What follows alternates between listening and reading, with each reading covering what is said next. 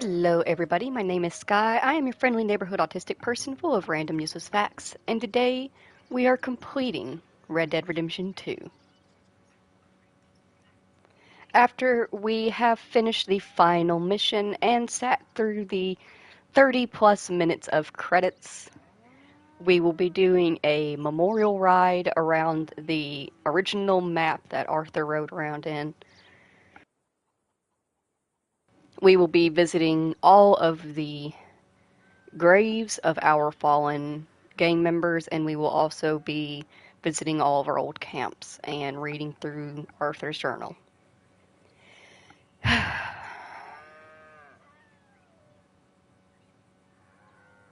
We're here. This is it. There's nothing more to do. I mean, obviously, there's still plenty to do. There's always plenty to do in Red Dead Redemption 2. But in terms of this stream, there's nothing more to do.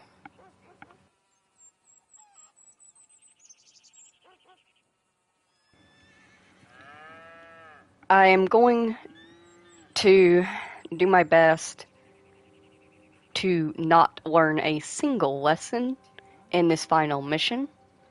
And my reasoning for it is that when you die, it messes up your loadout. Like, it gives you a new outfit, and it also gives you different weapons than what you went into the mission with. And the only way to fix that is to completely restart the mission over. I'm going to do my best to not have to do that. So I will be eating consistently to keep my cores up and drinking plenty of tonics in my best effort to prevent that from happening. If you've paid close attention to the colors of the symbols that pop up after we finish a mission, there's bronze, silver, and gold. A majority of mine for this particular playthrough have been silver and bronze, and the reasoning for that is because a majority of the missions have the stipulation that you cannot use health items in the mission. And that includes eating let's say I ate a piece of big game time meat and I gave myself gold cores. If I went into a mission with those gold cores still fully activated, it is considered eating a meal or using benefits during the mission, and it takes that away from you. So, because I don't care about going for gold or anything, it's not going to be that big of a deal. We're just going to eat and keep ourselves alive. Being alive is what matters most.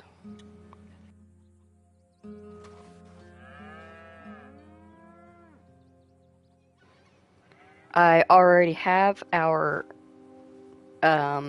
memorial trip marked out on our map, so there's going to be little spots on the compass.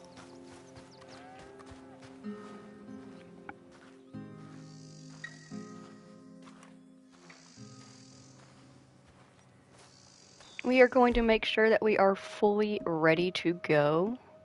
I unfortunately do not have any actual thyme or oregano or anything like that. I actually haven't been able to find any, and that's odd for me because I'm very good, especially with thyme. I can recognize it at a full speed run and come to a stop to grab it, but I have not been seeing any. And so all we have is a very large amount of plain meat, but that's fine because that will still give us a core buff and help us be a little bit healthier and hopefully stay alive in one fell swoop.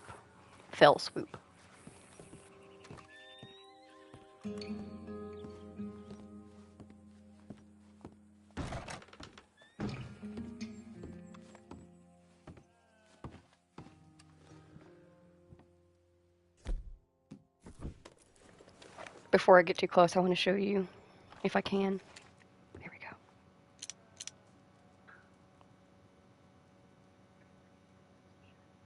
Isn't that a cute portrait? I think they look cute.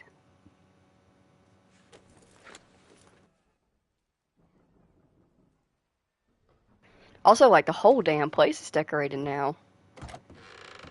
Ooh, Mr. Geddes! You went all out for us. Thank you, Mr. and Mrs. Geddes. So this is Jack's room.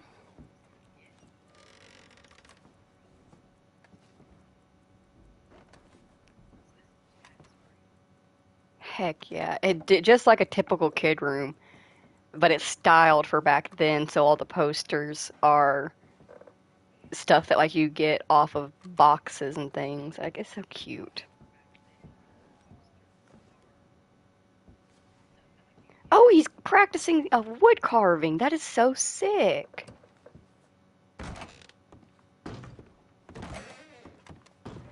Hell yeah, we got a tub.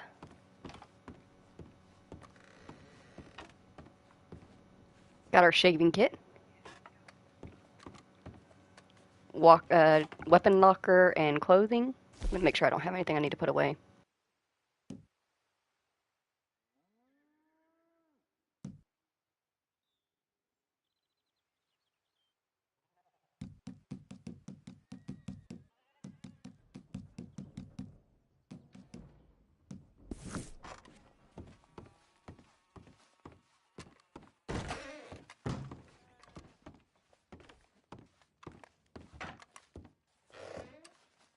We've got a nice dining area, which does actually work. Obviously, it's not right now because Abigail is currently holding a mission, but she does cook in this beautiful furnished kitchen. And once the meal is ready, you can actually sit down with the family and eat, and you'll have some small conversation and stuff. So that's very nice. Looks like Uncle is taking the attic. Yeah, he's taking the attic. Ugh, gross. And at least he's keeping all of his smell to himself.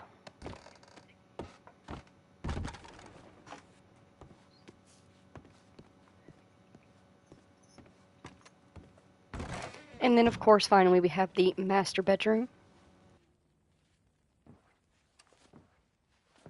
It is now fully and properly fleshed out. The fireplace, the detailing in the tile is beautiful. Not quite sure. You know what? No, the wallpaper's fine. It looks good. Yeah, I like it. It looks good.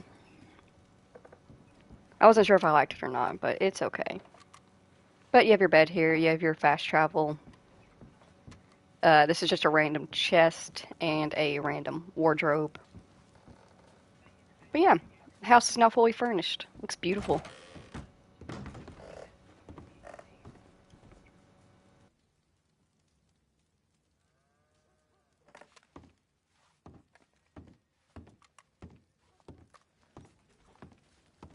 I love it. I truly love it. Abigail, dear, what's for dinner? What's for dinner? Away with you, you no-good parasite. You cook. Actually, that's not a bad idea. John, come out here.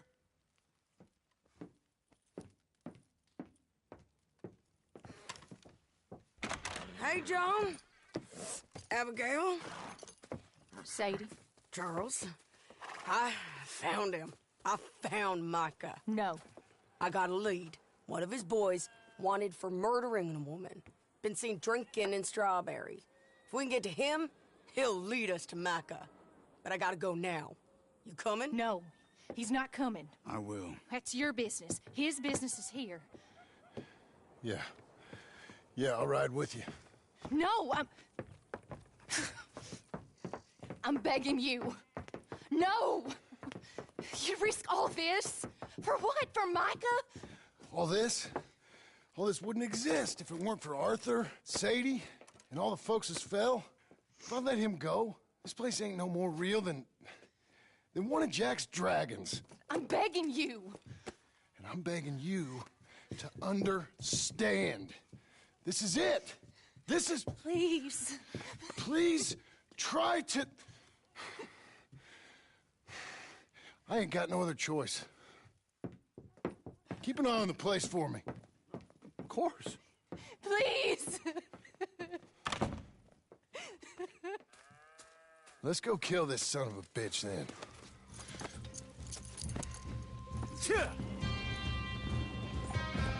Come on. Let's get to Strawberry before he dries out.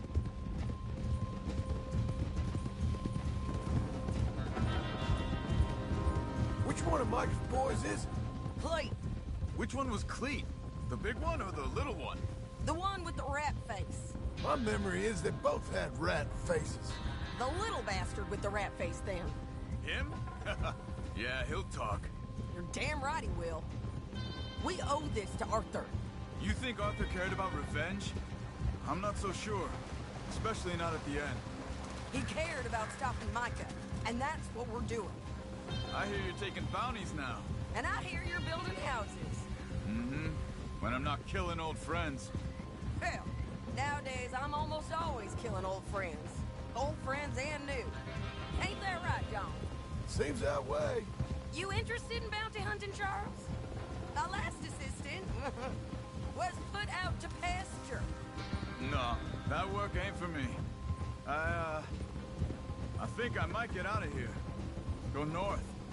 Canada. Find a woman. Start a family, if I can. I see how that life... Well, I'd like to try it. Ooh-wee, John. You've given him the family bug. I thought we would have inspired him to a life of celibacy and isolation. You know, I've been thinking I might get out of here, too. Down South America, maybe? It's wild, but less mean, I guess. I'd run protection for a gold mine, or take up with a handsome revolutionary. I don't know. Something. See something else, at least. That all sounds good. Yeah, it all sounds real fine. But we got some business to take care of first.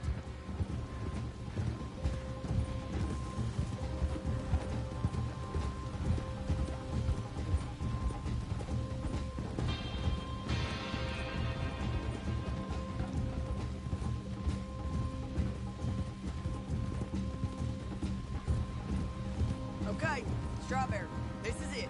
We leave our horses by the bridge, then we find it.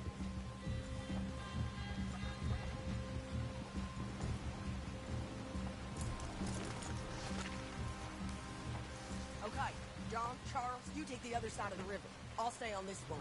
If we meet in the middle, we would have covered most of the town. If he's here, we'll get him. Okay, let's go.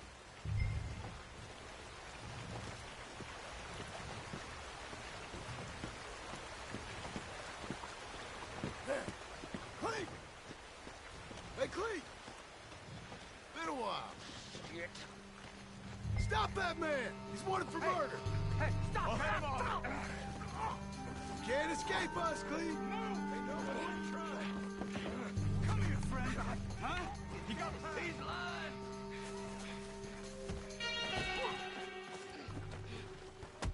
Hello, Clink. Remember us? No. Joe, you gonna take a turn? Hey, we're old buddies, ain't we? Sure, Sadie. With pleasure. Now, where's Micah? Micah, I ain't seen him. Wait. Oh. Give it to him. Stop. Tell me.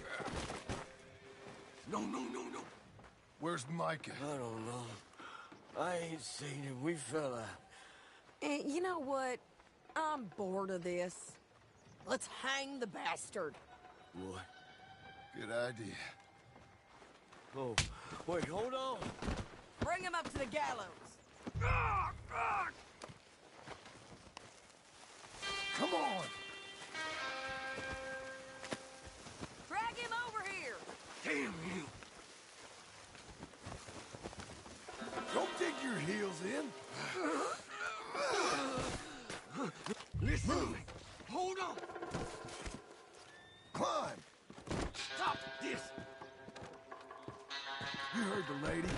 Get up there. No. Come here, you bastard. Move. Come on, move. Here, I want you stood right here. Still. All right, string the no-good murdering bastard up. Let's try this again. Where's Mike?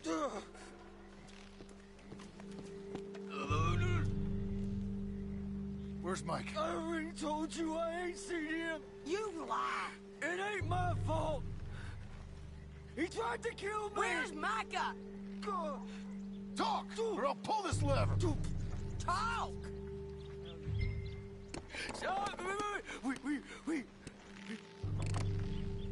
He's up in the mountains. I think he's up in Mount Hagen. He got a whole gang now. Bad man, doing bad things. I tried to stop him from murdering that little girl. We fell out. Honest. Please, I'm one of the good guys. Hang him. No. There ain't no need. He's done. Thank you. Well done. Come on! A little rat said Mount Hagen.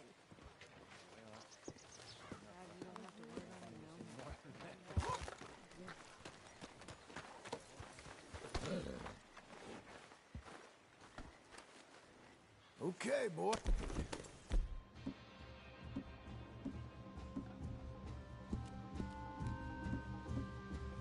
Good? It's a long ride. Let's finish this.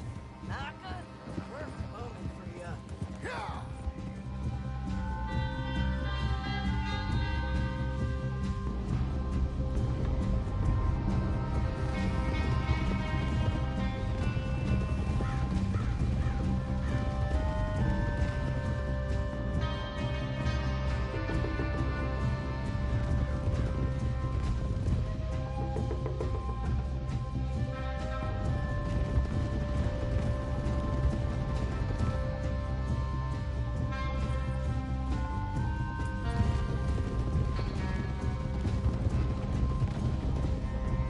We all ready? This pass will take us up into the high mountains. Lead the way. There's an old watchtower up there they might be using for camp.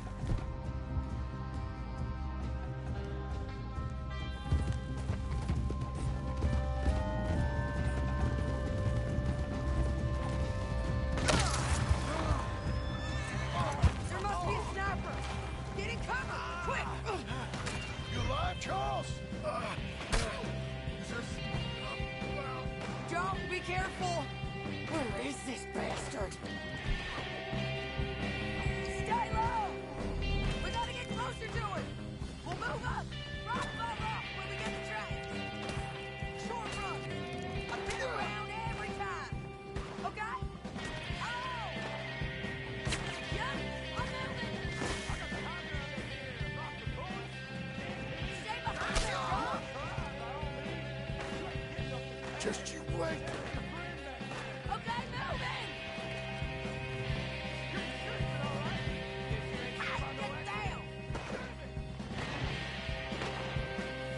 There. I'm making a run.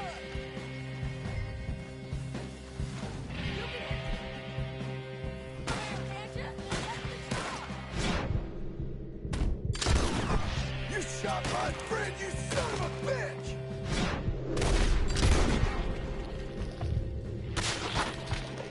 Shoot you off that rock! Okay, let's go back to Charles.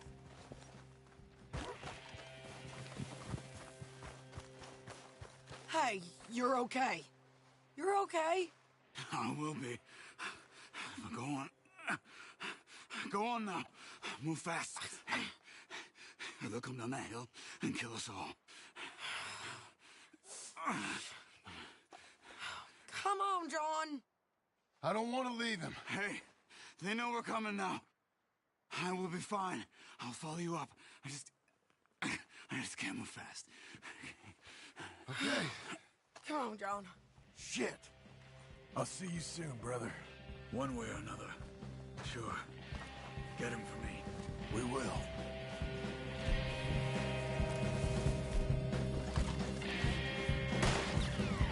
Here they come. Okay, come on!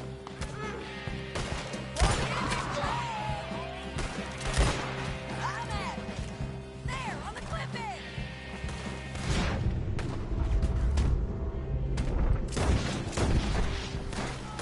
Shit!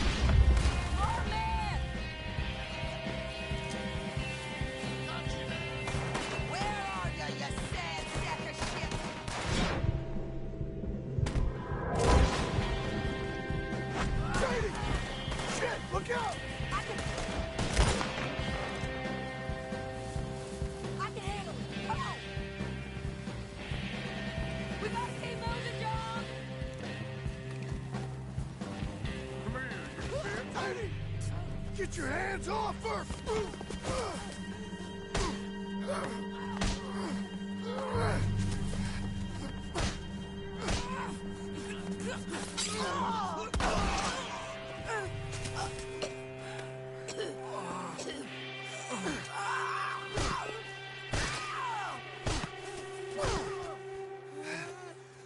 You all right? Just fine. You don't look too fine. Come on. You're bleeding pretty bad. Ain't nothing. You should sit down. I'm fine. You're dying. I'll be fine. Just sit. It's okay. I ain't dying. I ain't. I hope not. I ain't dying. Just go get him. I'll be fine. I just need to rest. Okay. Charles, stay with her. Charles, you worry about yourself. I'll be up Look there who it is. in a minute. Ain't you got a habit of just showing up? But I got something to take care of, sure. Just you left, is it? Yeah. Just me. I was kind of hoping I could kill you.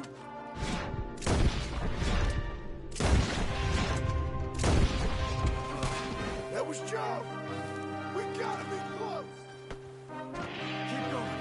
You don't have time to look back. I'm here to finish things.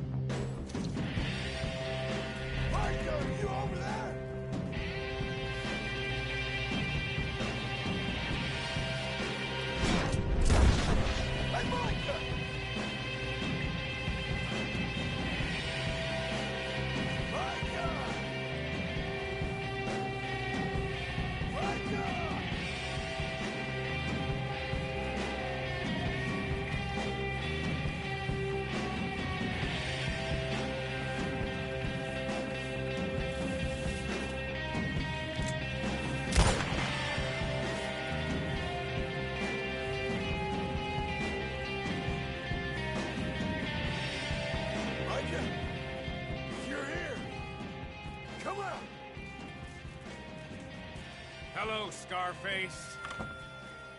Did you miss me? Not much. Been a few years.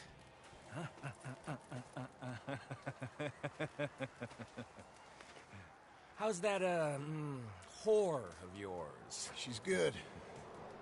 Didn't reckon I should waste my time killing you.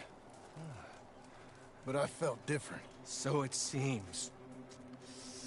Well, maybe after all this is over, I'll go pay her a call. And the boy. Whatever you say.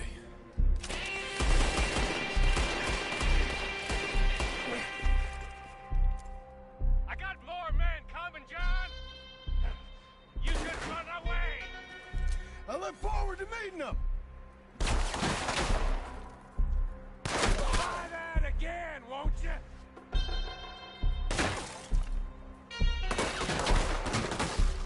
Run while you can, John! It's your only hope! I'm just fine here. I'll make you rich! Real rich! I got on Scarface! It's just here! Come take a look!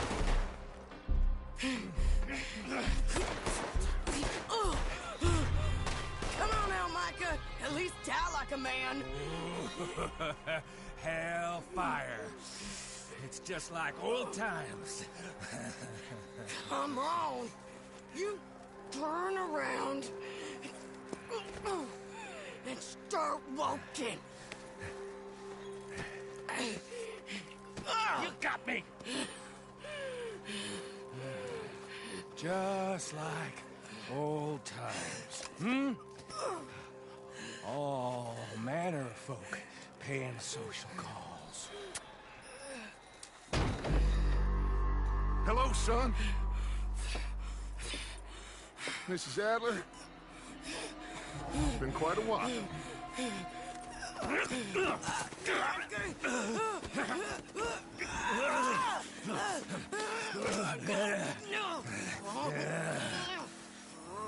Now, John. Now, what were you saying? What are you doing here, Dutch? Same as you, I suppose. Dutch and I are teaming up once more. We got money. We got dreams. Join us, John. Join us. Let her go. No, I can't do that, John. Dutch. Dutch, come on now. You shot at me, son.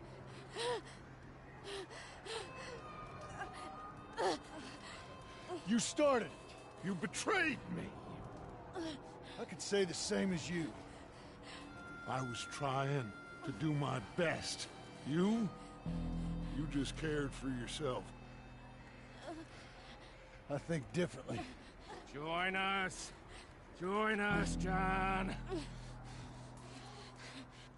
Let her go! She ain't well.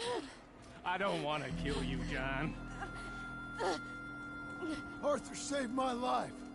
More than once. Arthur's been dead a long time. This is a new century. Dutch. Dutch. We all did our best for you. Ain't our fault. Things turned out the way they did. Dutch, killing me won't solve nothing. Put down your gun, Marston! Say something, Dutch. Say something! I ain't got too much to say no more.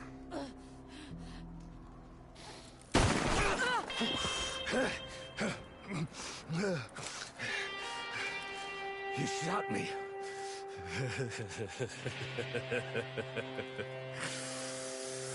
You shot me pretty good.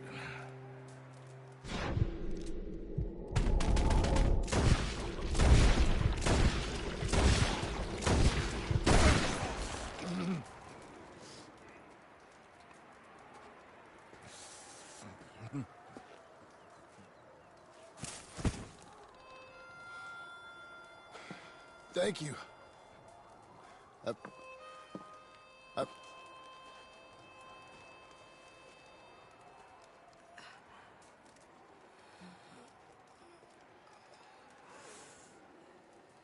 You okay? Fine. You're crazy. I hope so. Help me up. Let's go get Charles. There's money. Lots of money. In the cabin is Blackwater. I'll go see. Hurry up. I got a wedding I want to go to.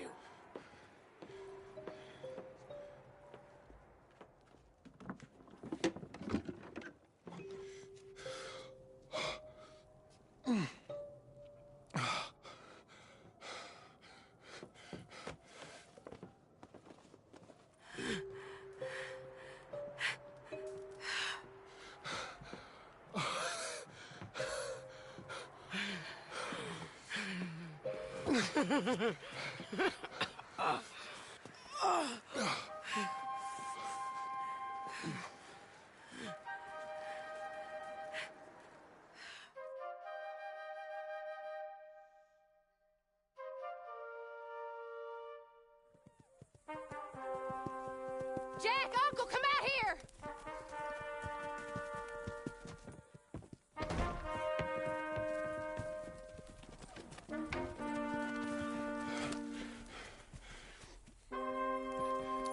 It's over, Abigail. It's all over.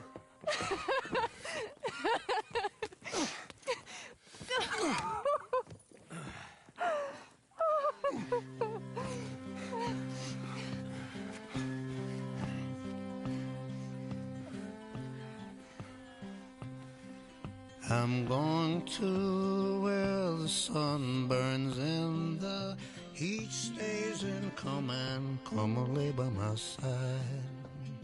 Right here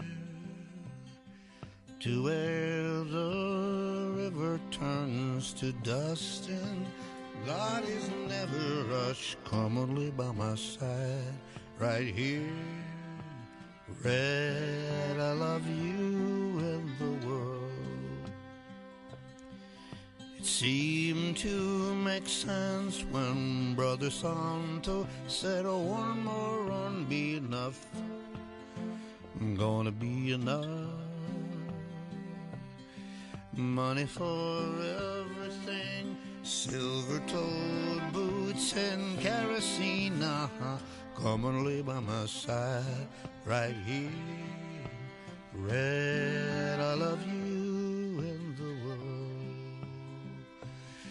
Oh, the buzzing think and the choking, I can't stay no more.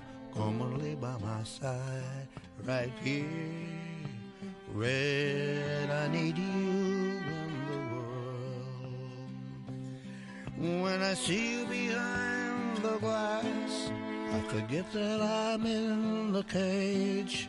They bring me to Sunday Mass, but it never wiped the rage. Red, I love you and the world. 7 months gone and 7 years to go, Reg. I can't stay no more. Come and lay by my side right here. Red, I love you and the world. Red, I need you and the world.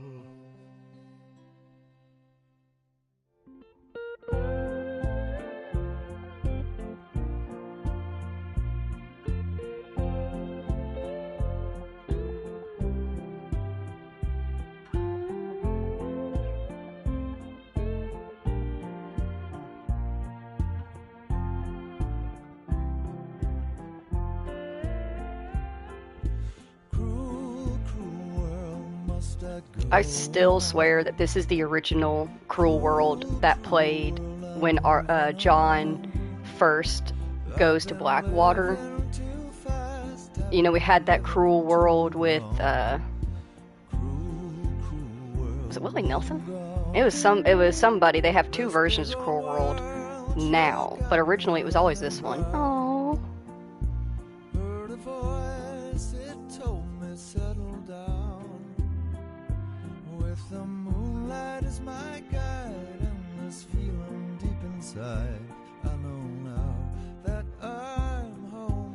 But yeah, every time I start out for Blackwater as Sean, like I think they changed it after my 5th or 6th playthrough, and they like when it started out, I was just like cruel, cruel, and then it started, and I was like, what the fuck is this? What the fuck is this? And like it's one of those things where when I listen to it, I understand why they changed it to the version that they did versus this one. This one's more slow, a little bit more. What's the word I'm looking for? Not quite sad, but melancholy. That's what it is. Fuck you, rat.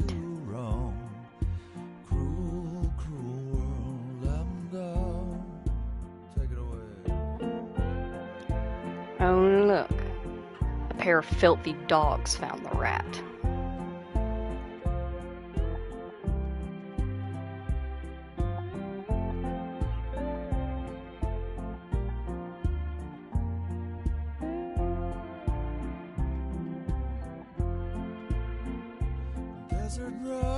But yeah, this one is more of a melancholy style of Cruel World, whereas the other one's more upbeat, which is appropriate for the situation because John, whether you go to Valentine to meet Sadie or Blackwater to get your loan, he's moving forward in life, and so a more positive tone fits the scenario.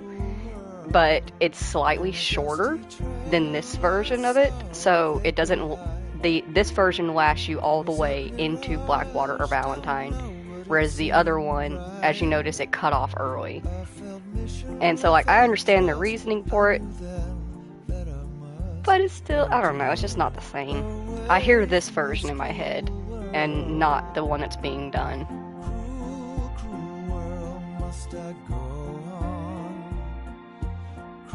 And as you can see, make sure you pay attention to the cutscenes that come across. Some of them are just little bitty scenes showing off the game, but others are very, very important. Like Charles saying goodbye.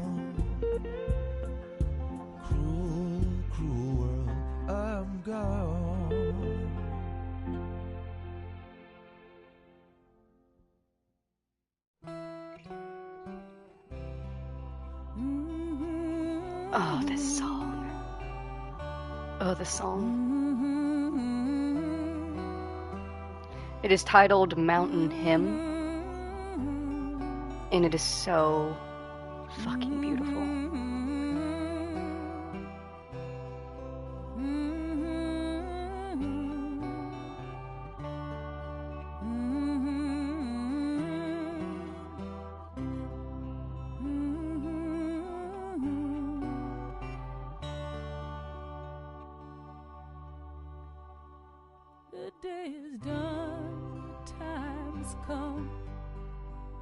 Battled hard, the war is won.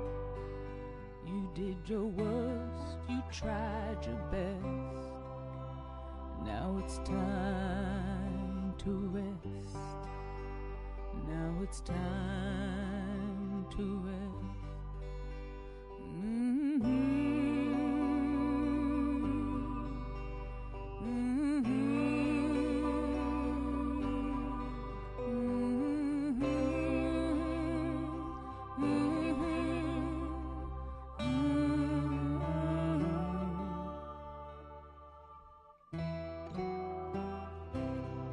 See the fire in your eyes. See the fire.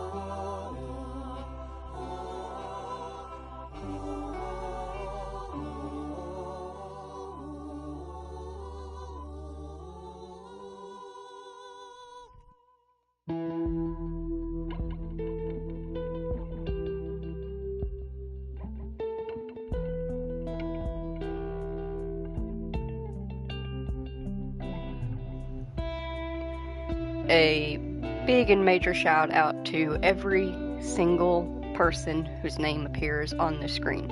Over 3,000 people worked on Red Dead Redemption 2. And no matter whether your job was storyboard production or you were the person that went and got coffee for everybody, thank you. Thank you for the amazing job that you did. You have created a game. These fucking dogs. You.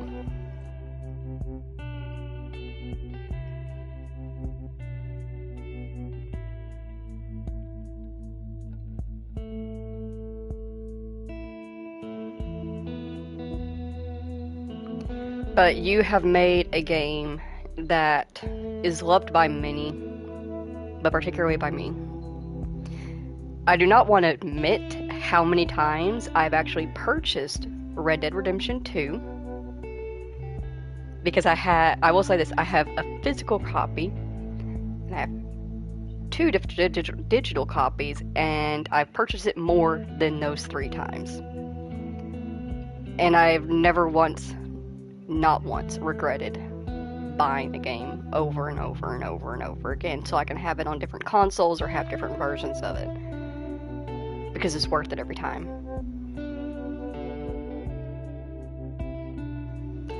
I say I'm near 20-ish playthroughs because the truth is, at this point, I have long since lost count. With my PlayStation 4 having corrupted hardware, I've deleted files and completely reset the game. I've bought new versions of it and played off of those. So 20 is about a rough guesstimate in total over the years. But however many times I've played, each and every time it's been amazing. Each and every time it has pulled me in.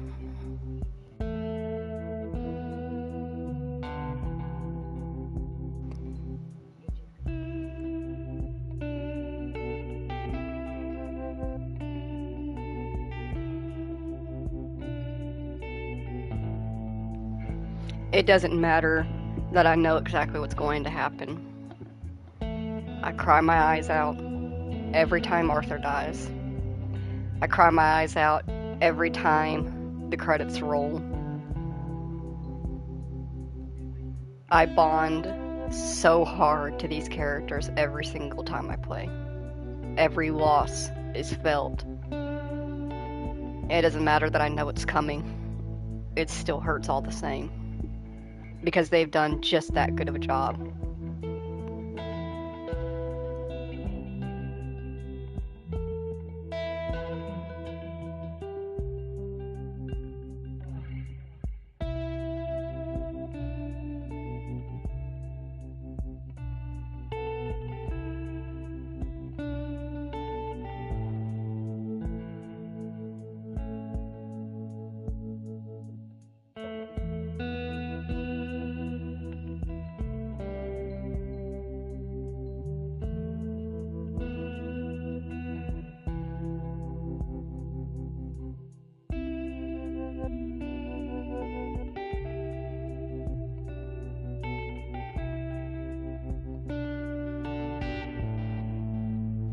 Oh, but now that we've done all of that, I can tell you, if you die during that mission, it puts you all the way back where you get off your horse.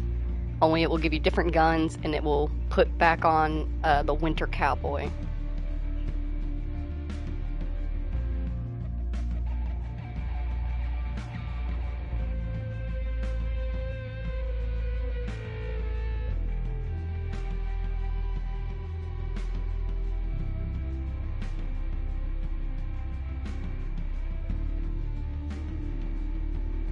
Poor Pearson. But yeah, it puts back on the Winter Cowboy, and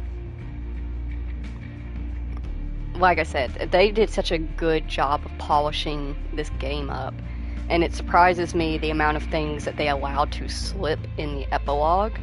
One of them being, I'm sure you noticed cutscenes that looked back at the past. He wasn't wearing the same clothes or had the same haircut or anything like that.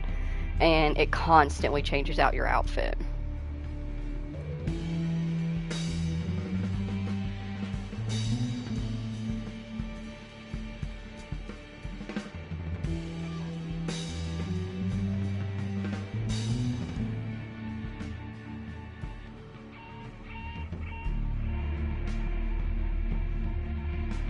But it constantly changes out your outfit. The dialogue doesn't quite match up to what you're actually doing in the world.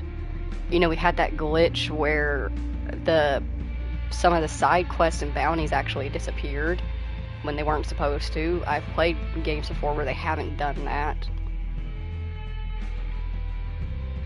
The entire game as a whole, I love it. The story is beautiful, but they did let some things fall through the crack in the epilogue. And my main issue with that is I know a lot of Red Dead players that wear Arthur's winter outfit into the final mission. So the fact that it like changes you back out into the winter cowboy, do you recognize him? Do you recognize? That's Downs. That's Edith Downs and her son.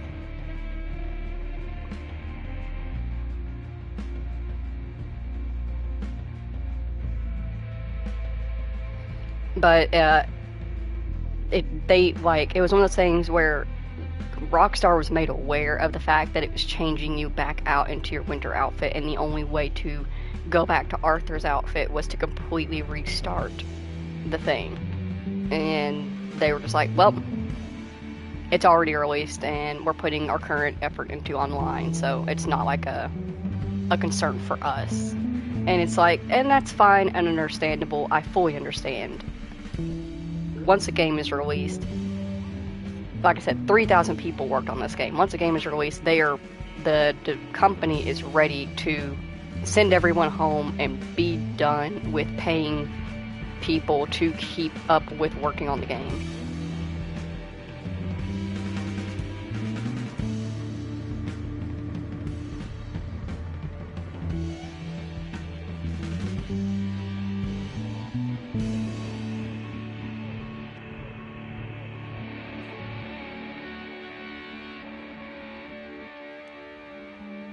But I do wish that like they had said they only had, from what I remember correctly, because I have a physical magazine, a Game Informer, where the developers did interviews with everything, with them and like what they were doing with the game and everything, and they set aside a small, very small team to work on online after the game's released, and they were the ones who, when they did something that updated online and it crashed or glitched something in the story mode, it was their job to fix it and kind of get it back in order. And because it's a small team, it's very hard to maintain a big ass game like this with a very small team. If I remember correctly, it was less than 20 people.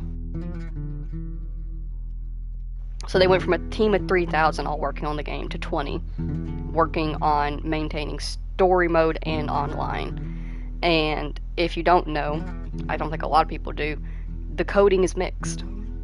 If you buy Red Dead Online, you will have to download the story mode.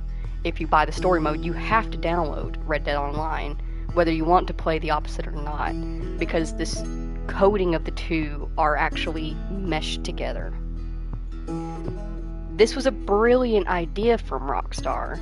However, we currently do not have the technology or brain power to be able to work with coding of that style just yet. I say that, but they could be working in the background and maybe they have figured it out, and they're just waiting for the right moment to reveal it. But their intention was that by meshing the two codings together, they could update one and the other at the same time.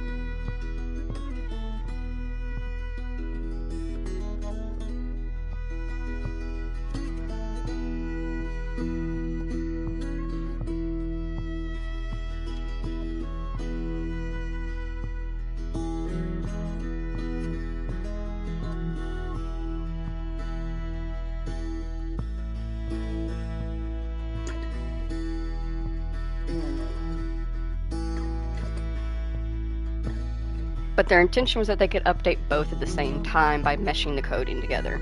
And that's a great idea. They just weren't able to actually execute it. When they started doing work on online, it messed up stuff in the story mode.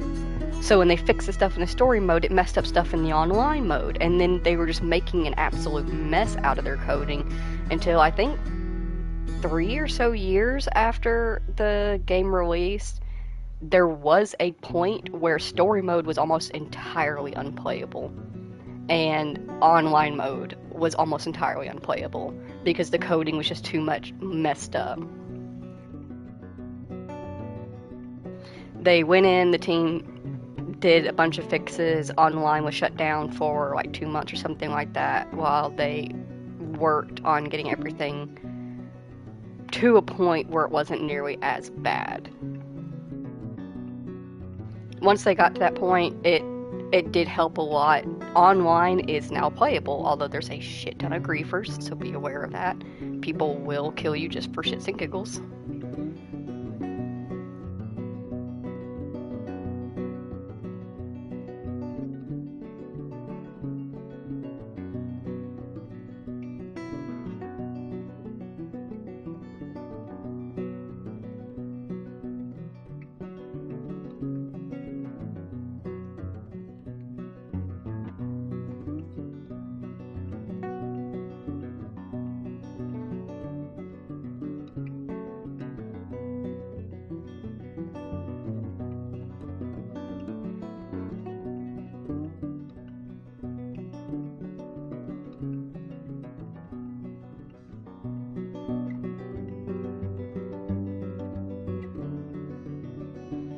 But both games are now fully playable.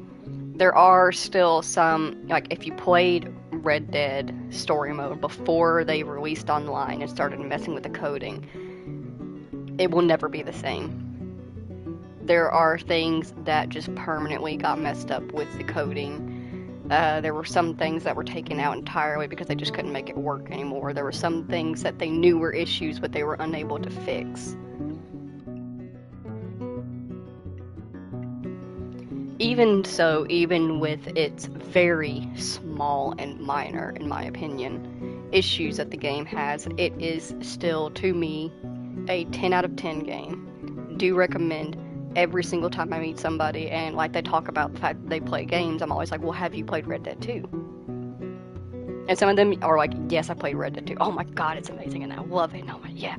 And I have met people that are like, no, I've never played it before. What's it about? And then I kind of have to go into like a spiel of how it's this like really cool game set in the Old West as it's turning into the New World. And there's these characters that you just absolutely fall in love with, and you just get into this game. It takes you into a whole other world, and it's worth playing, especially now this many years after it has been out. The chances of you finding Red Dead Redemption 2 Ultimate Edition, which is the best edition you can buy, it has all the extras in it that I have, on sale are very good. Very, very good.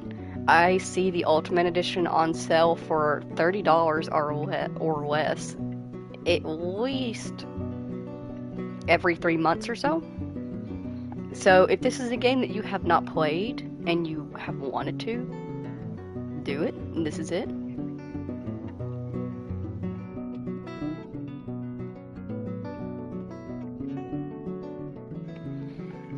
It really, I don't know. It's just an amazing game. That's all I can really say about it. Is I will say it's not for everybody. As much as I find it amazing, my husband is a good example of he can't get into it. He's tried. He tried playing it before he met me, and then he attempted again after he met me. And while he didn't make it out of the snow level, the first chapter on his playthrough alone, he did manage to make it chapter 3 with me, but he fell out of interest with it very quickly. Because it's just not his style of game to play. And that's understandable, and that's fine.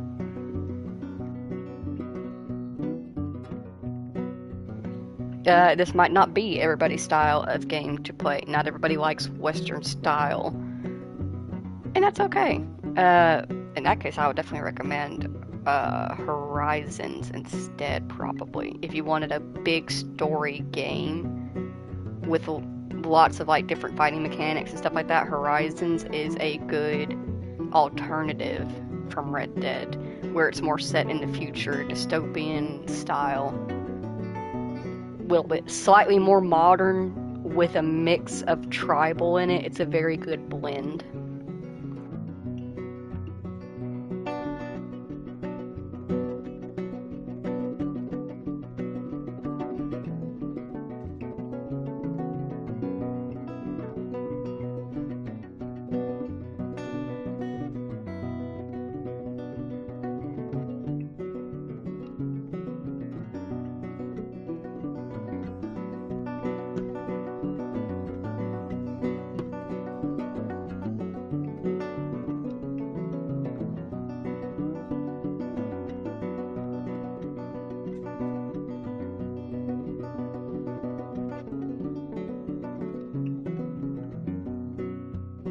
And we have made it to the rolling credits. We will not be skipping rolling credits. I do not skip credits at all. Unless it's like Horizon's credits where they have extras, where they show like the entirety of the credits and then they have a black screen scroll of the same thing. Shout out to all of these people. Every single one.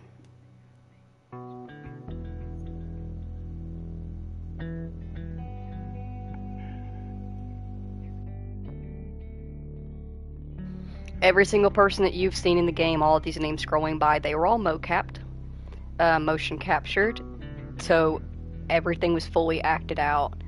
Everything was done by mocap, including the horses. Horses were mocap as well. Shout out to the horse actors.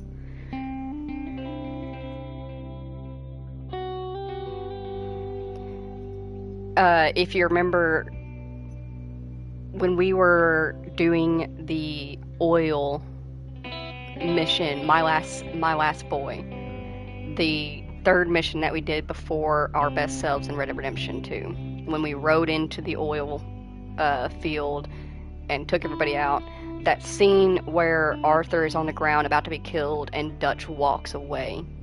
I have seen so many people question, like, what was Dutch's thought process there? What was his thought? Like, if we could have seen his face, we would have known.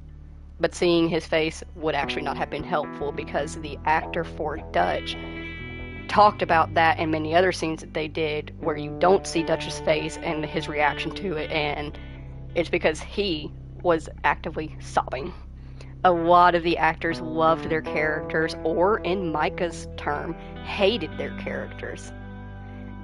And they put their all and everything into it. So when they did scenes like that where somebody died or was betrayed, they felt it. They felt it, and they were emotional over it. So yeah, that particular scene, he's talked about how when he was standing there and watching Arthur go through this and knowing that he has to walk away, that he was pained by it and he had tears rolling down his face. So showing his Dutch's face for that would not have been particularly helpful, because it would have read like he's hurt as hell and he doesn't want to do this, but I'm doing it anyway. And that doesn't make much sense. I like the fact that there are some scenes where you don't see their faces and their reaction, so you can't really tell what they're thinking. I like to think of that particular moment as he was doing a test. At this point, Dutch has like hit his head, he's falling off the rails, and he is just going faster and faster and faster into a mental state that he does not trust anybody at all. He was not very concerned with getting John out of prison because he thought that John was the rat. So his intention was like, or I think his intention was like, I'll let John stay in jail, and then we'll go and we'll do something as a gang, and if the Pinkertons show up, then we know that the rat's still with us, and if they don't, then we know that John was the rat, and it's all taken care of because he's already in prison. He didn't get the chance to test that theory because Arthur and Sadie broke him out, and he was super pissed off about that. Then he starts thinking, well, maybe Arthur's the rat, so he gets another opportunity where he can let him be taken prisoner and see, okay, do the Pinkertons still come after us once they have Arthur, or do they leave us alone? And he once again did not get to test that theory either, because thankfully Eagle Flies comes in.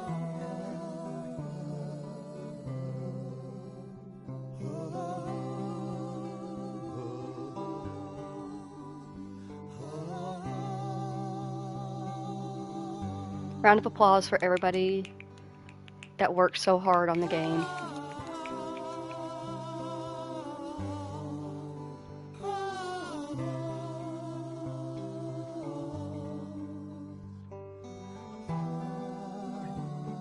Yes, the Cabaret Theater, everybody. You can actually look up YouTubes of them doing everything for the show in their mocap suits.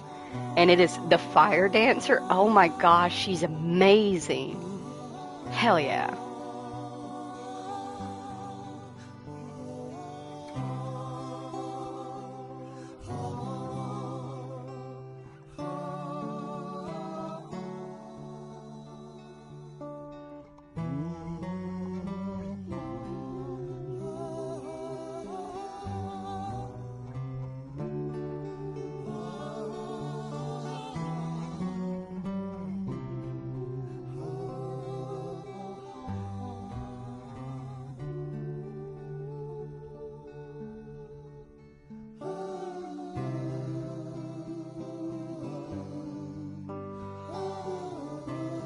Can we talk about Luke O'Malley just completely showing off, doing everything?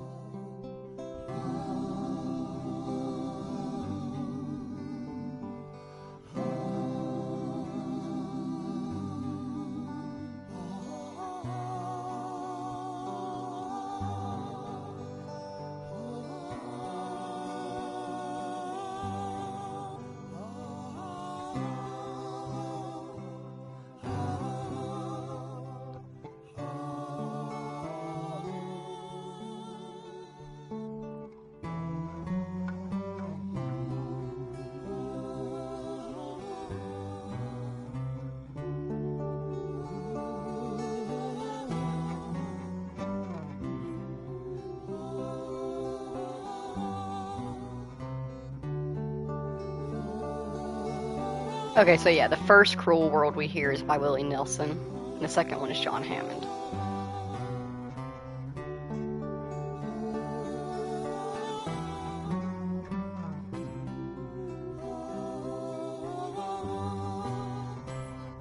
Or not John Hammond, but Josh Homme. My apologies, Josh Homme.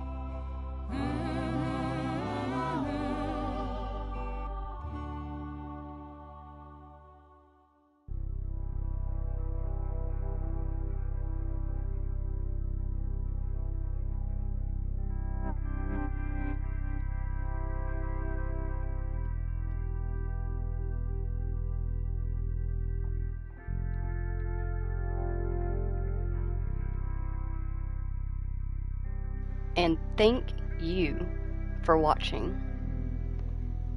It has been 28 videos, and let me check how many weeks we've been doing this.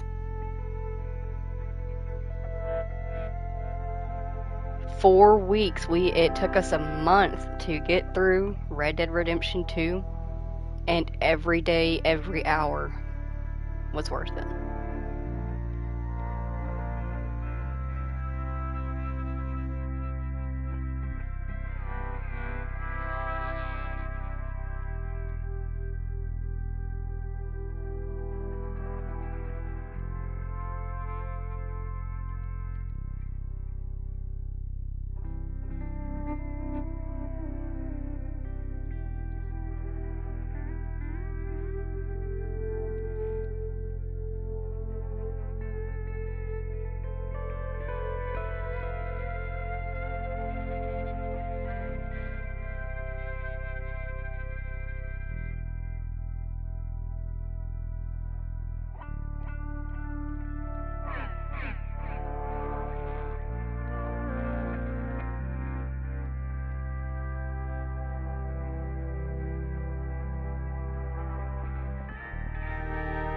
I mean, they put in so much effort into this game. I do always hold out a little bit of hope that they are making a Red Dead 3. If they are, we will not know about it until they are almost done with it. So if you see people saying like Red Dead 3 week or no, they're lying. Rockstar is very tight clam shut when it comes to the Red Dead series. So if they are working on it, we won't know a damn thing about it until they are almost done. If you know, they pushed back Red Dead 2 3 times, if I remember correctly. And their whole reasoning was for polishing. They just wanted to polish it. They did not release anything about it or announce the game until they were done. And then they just spent the next few years polishing it up to be its best. All right, John Marston. Since you bought this millstone around our necks, we'd better try and keep this place going. I paid our debts with that money.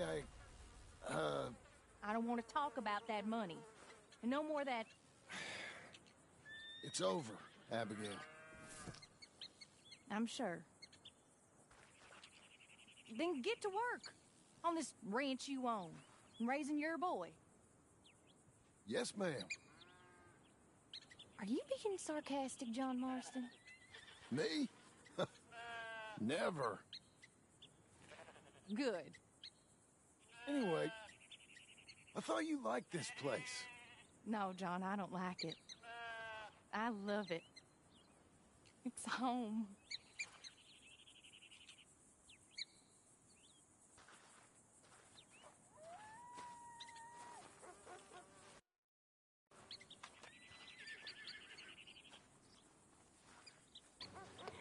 But yeah, if they are working on a Red Dead 3, not only will we not know anything about it until it's all but done, My boy. I can easily say that if they are working on it, it's going to be everything Red Dead 2 is and more. What a boy. Let's get started on our memorial trip. I know Abigail just told us to spend time with her son and work from home and all that stuff, but we have stuff to do.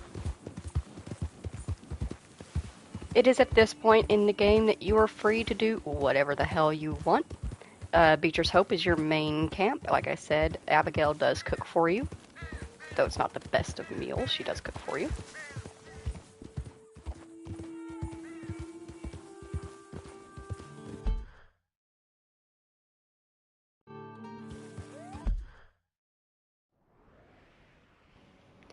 We are going to start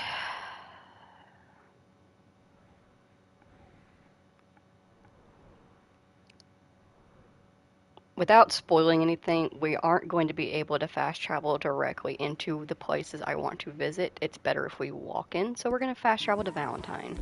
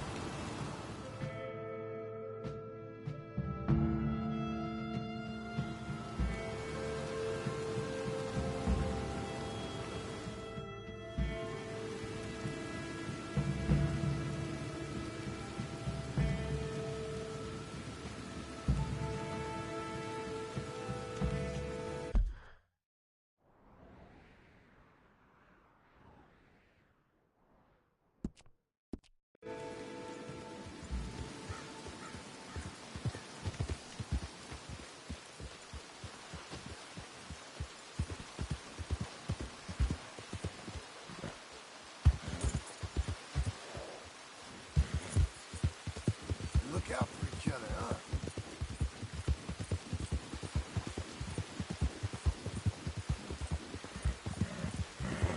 If it is something that you would like to do, we will not be doing it in this particular live stream just because I don't care about the rat. But if you would like to, you can actually go back up to Mount Hagen and Micah will still be there. He does have that revolver that he was holding during the final scene. You can pick that up.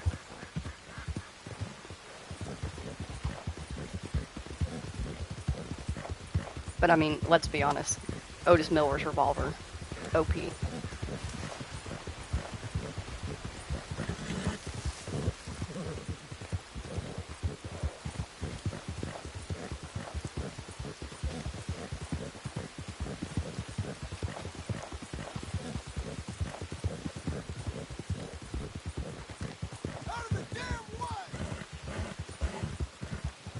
It is currently almost 7 p.m. in the game, so once we get in the vicinity of Coulter, I'm going to make a camp and sleep until morning.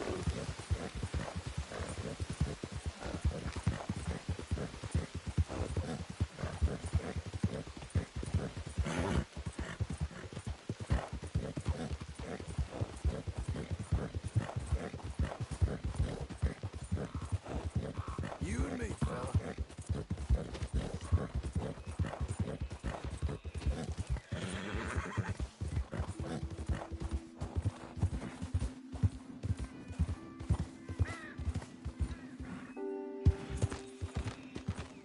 Easy now.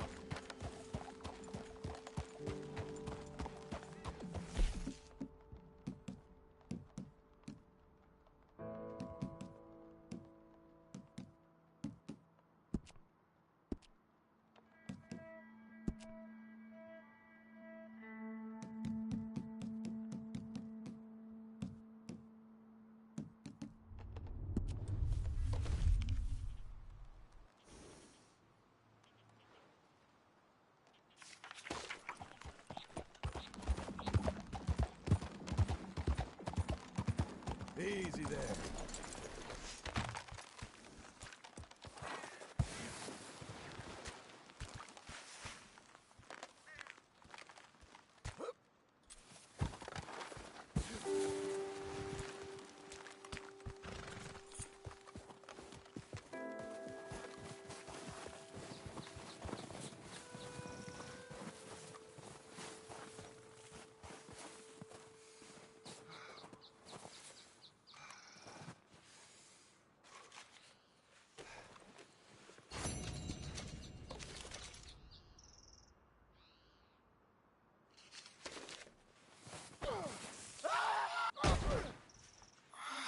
He's fine. It's fine.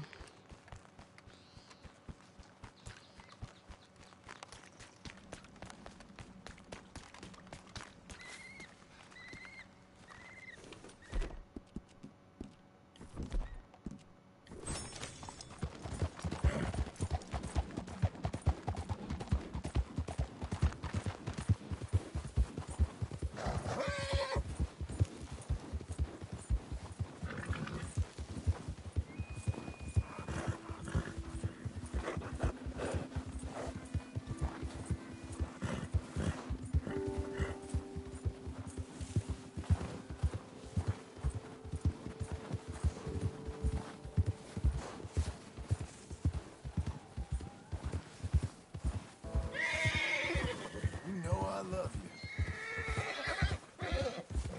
That's my boy.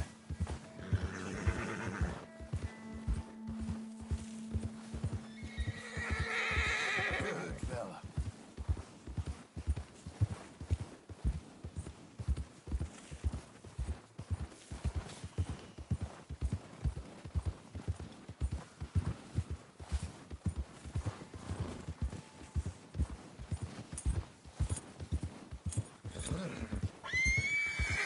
You're quite the horse.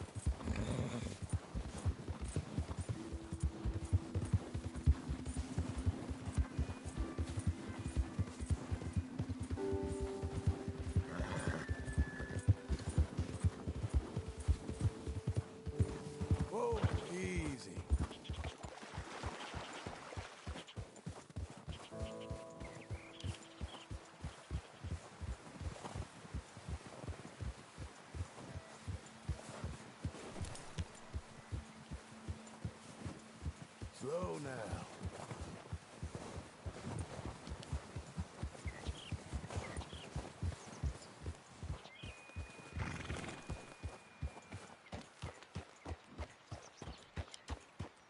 Let up.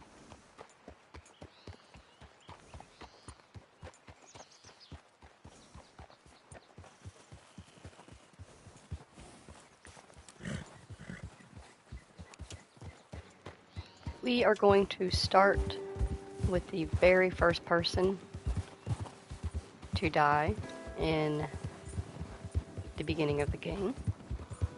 We never saw her, never heard her voice, but her name is Ginny.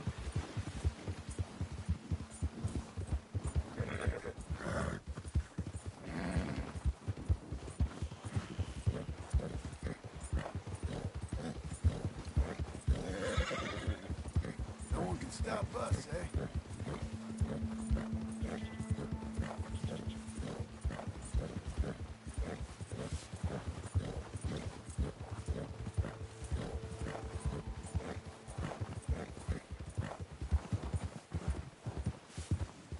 Is that all?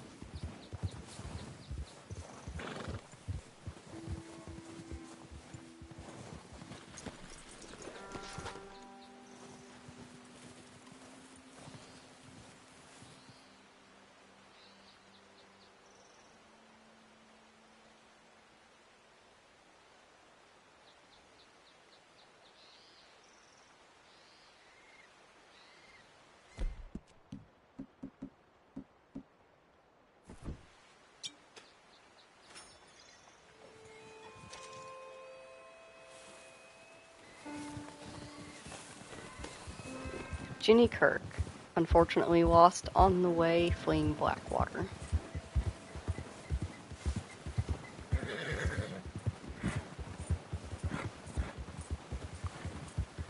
That's the real reason why I want a Red Dead Redemption 3. What really went down on there back on that boat?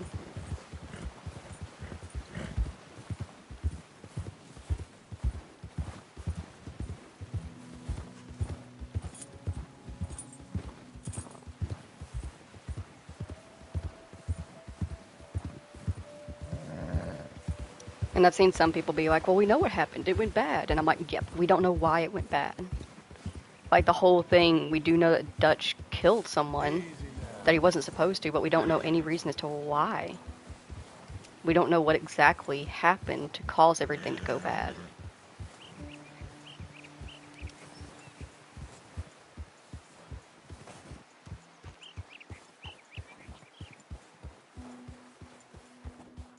Whoa now.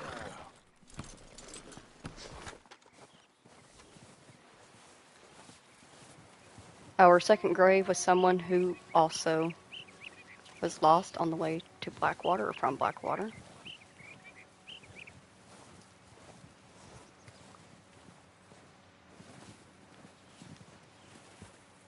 That is Davy Callender. His brother Mac was unfortunately killed by the Pinkertons.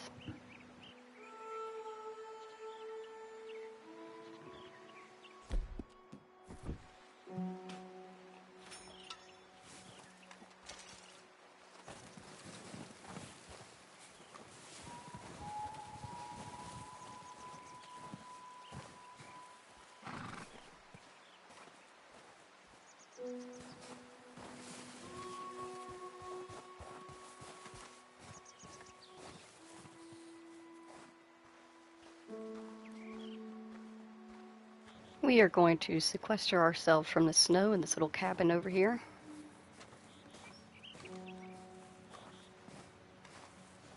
And then we will go through the journal.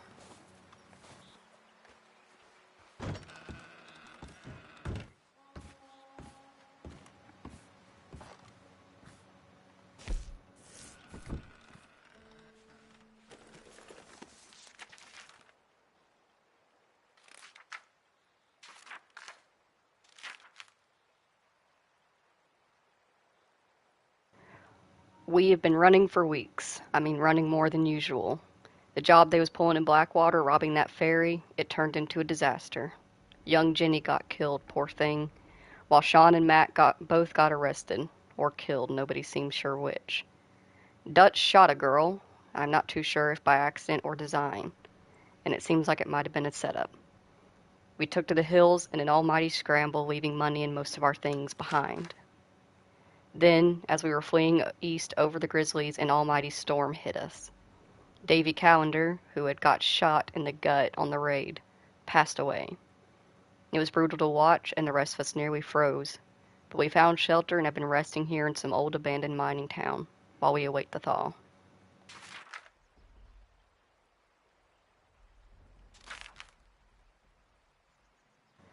Hardly the spring I had been hoping for. Jose and I had been planning a robbery of our own in Blackwater, but I guess that's been abandoned along with most of what I owned.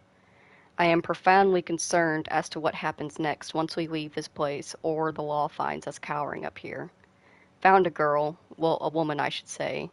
Her husband had been murdered by some of O'Driscoll's boys. Nasty business.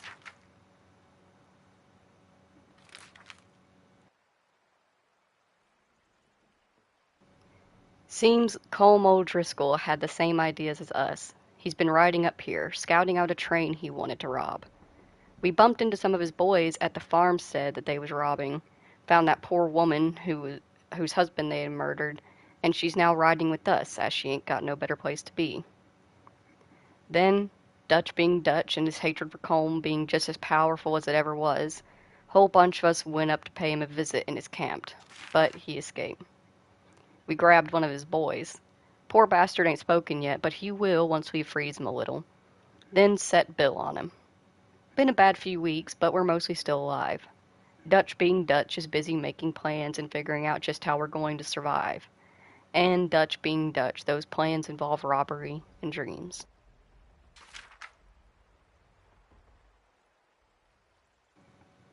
Alrighty, let's make our way to Horseshoe Overlook.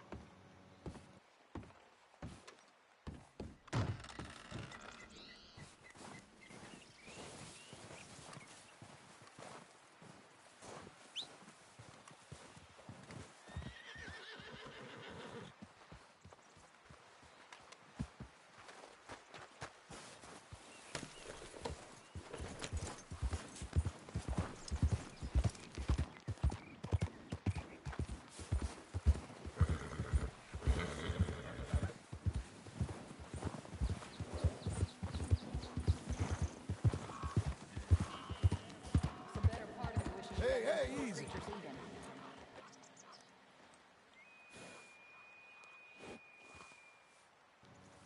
It was subtle and it was quick, but it was there. That was Abigail saying something along the lines of it'd been better if those creatures had ate me. Ate John.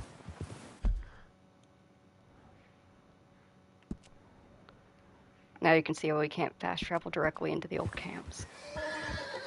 Dialogue won't activate them. All of every single old camp, now that that's happened, I can actually talk about it.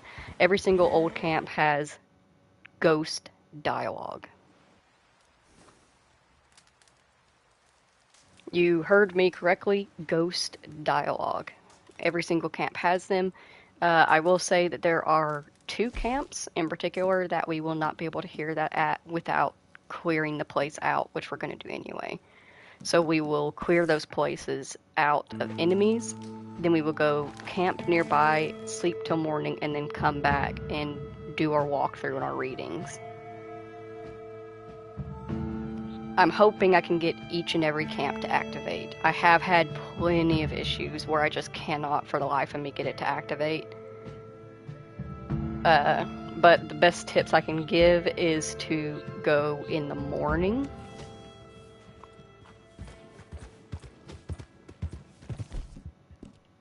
And if they have enemies in them, just clear them out and then camp nearby. That'll fill a hole.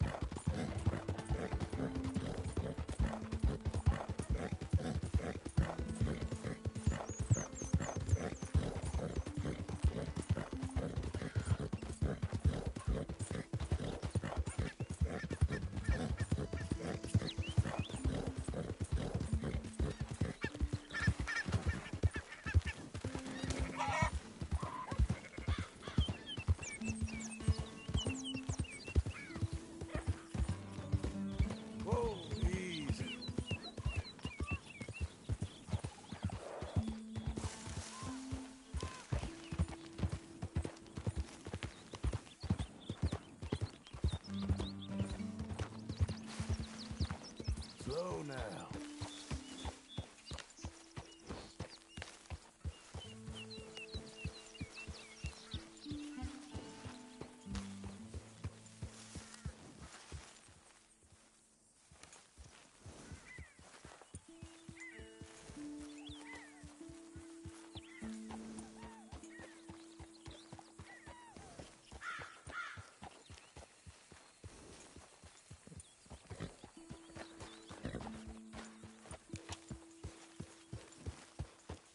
Let up.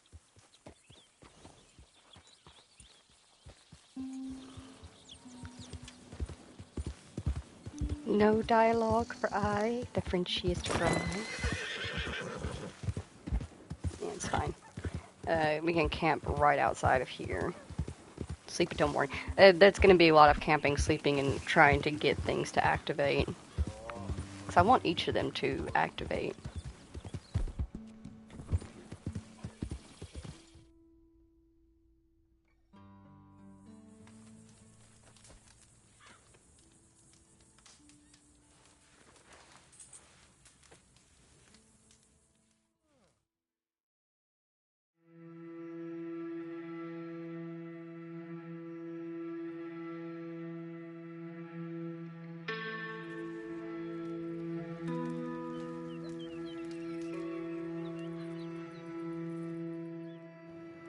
Only you can prevent forest fires. Tear down your camp. You ready, boy?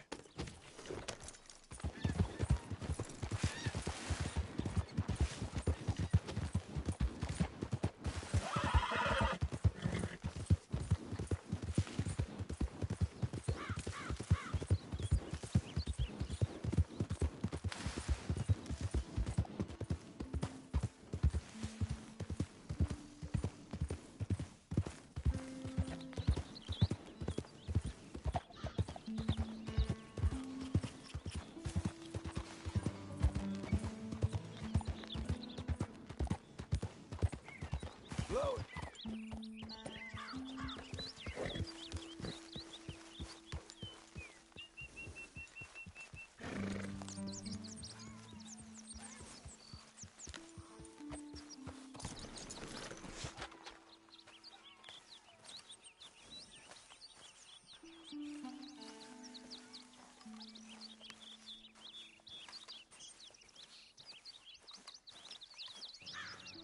Still no ghost dialogue?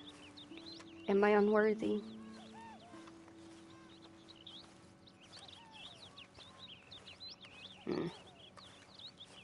We'll read through the journal, and then I'll do what I did at Coulter. Go back out and come back in one more time.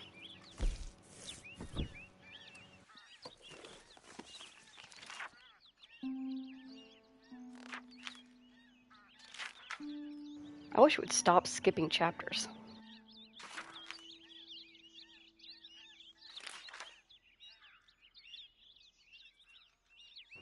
Finally, a thaw in this god-awful weather.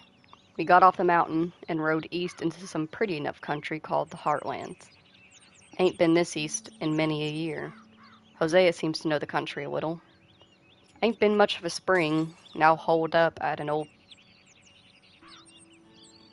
Who broke that bottle? Now holed up at an old place called Horseshoe Overlook, outside of some dumpy little cattle town name of Valentine. Dutch seems a little better. His eyes are sparkling once more, and I can see he's thinking a little clearer. I think we all feel a little happier, in spite of Blackwater and that whole mess.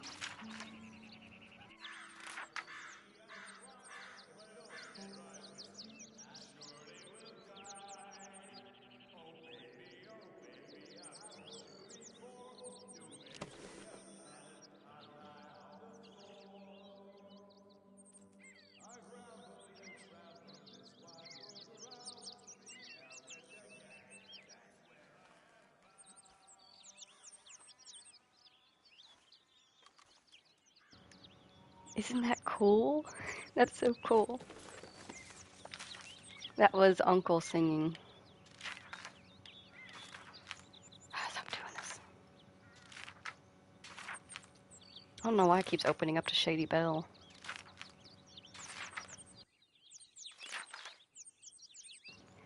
Headed into Valentine with Uncle and the girls.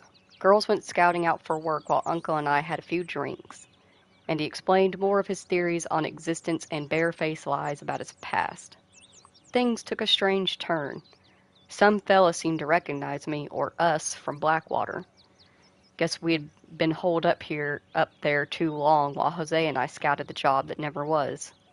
I chased the bastard, and he nearly fell off a cliff. I spared him, and he gave me an ink pen. I hope I won't regret my leniency, but I reckon he got the scare of his life. Jimmy Brooks was his name.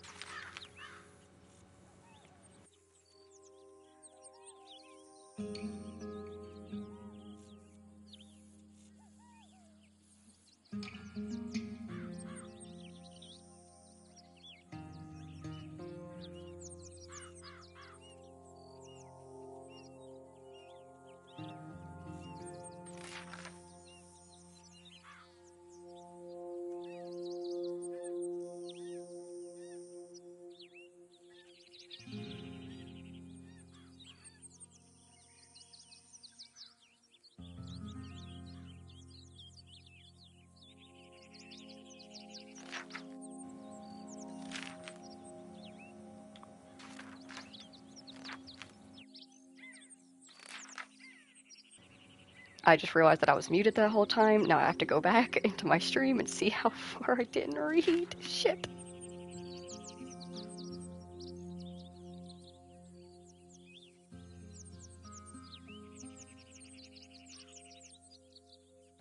God damn it. Why didn't nobody... You, lurker. I see you there in my chat. Why did you not say anything? Somebody should have told me my mic was muted. Fuck.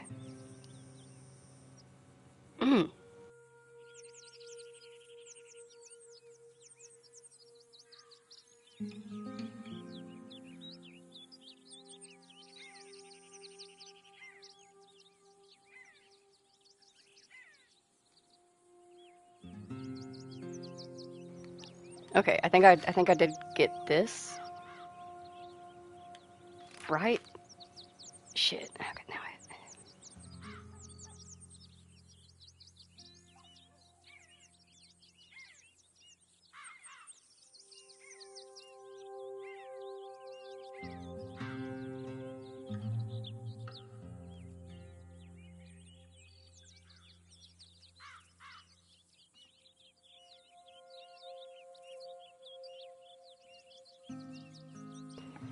Okay, found where I accidentally kept myself muted. I'm why I can't have nice things. Got into some god-awful fight in the town saloon. Bill started it. He's wound so tight about something I reckon he'll start hitting himself soon enough. I was stopped from beating some big old yokel to death by a local do-gooder. I could not tell if this made me pleased or real angry. The local crowd seemed to want to see blood, however. Afterwards, Dutch accosted me with the old Josiah Trelawney, back and quite as slippery and confusing as ever. He'll come and go again, no doubt, and leave none of us any the wiser as to who or what he was. Trelawney told us that Sean had not been killed in Blackwater, but was prisoner there, held by some scalp hunters awaiting payment.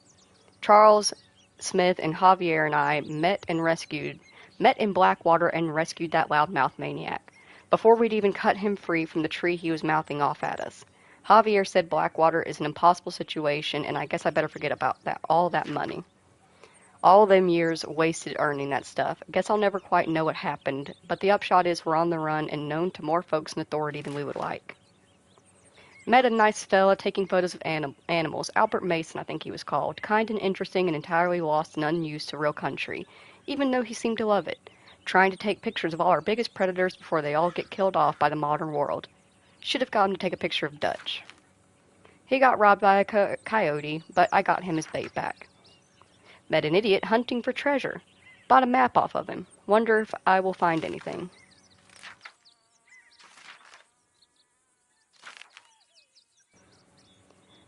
Took a day off and went hunting with Hosea. He really seems to be getting his strength back a bunch, although he was lucky not to die as this big bear he'd been after turned on us. I thought when we were stuck up in the mountains that the cold and the misery would kill him and we'd bury him like we buried Jenny and Davy. But he pulled through and he'll live a while yet. I love Dutch like a father, but in many ways I love Hosea even more. He's kind and fair and like a human being.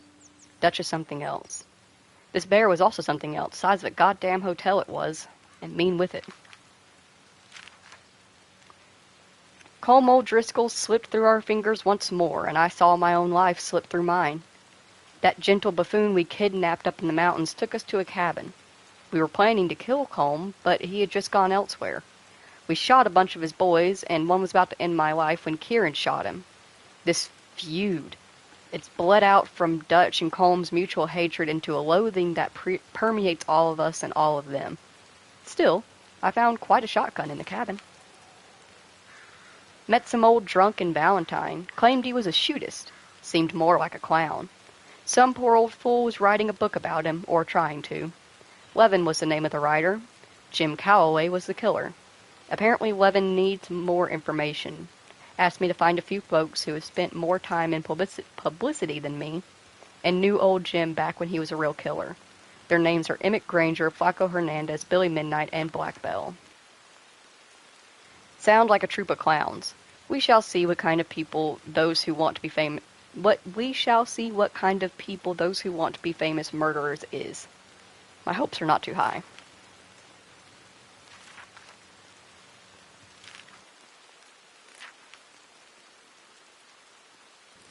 Found Flaco Hernandez for that silly book. Killed him. Bastard jumped out of the way, but I still got him. Didn't seem like the type I was going to befriend anyway.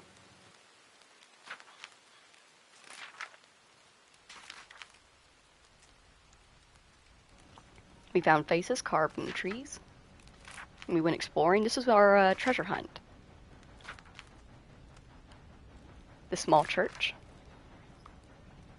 The hill house. The site of the famous battle. Massive skeleton. Went off drinking with young Lenny. Lenny, my boy! Thanks to my own peculiar genius for trouble when drunk, the evening did not quite go according to plan. But somehow neither of us got killed or arrested for murder. I mean, we got arrested, of course, but not for murder. At least, I don't think it was for murder because they let us out. The whole thing is a bit of a blur. Somehow I don't imagine that the saloon owner in Valentine likes me very much after the mayhem I have caused there.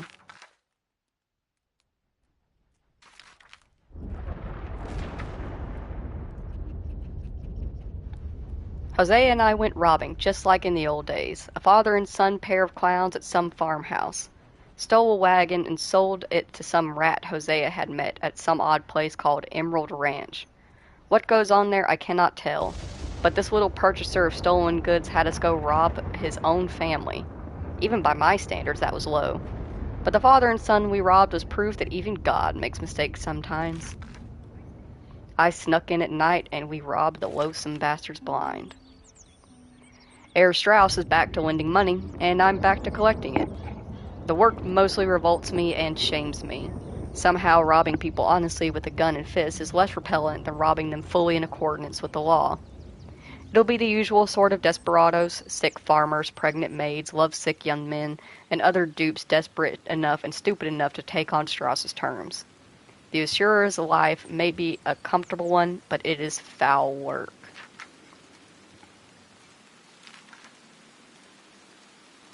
Saw Mary again. I feel like the luckiest man alive, and I feel like a fool. That woman confuses me and plays me for a fiddle like no one else alive. Her little brother Jamie had joined some religious order and needed saving, or so she and that god-awful daddy seemed to have thought. I took him home after a pathetic little squabble. Poor boy. Wonder what will become of him. Education and an unpleasant father have been a terrible curse for him, I fear. As for Mary, I trust I will not make a god-awful fool of myself once more, but somehow I imagine I shall. Saw Mr. Mason again. This time he was taking pictures of wolves, still trying his hardest to get himself eaten.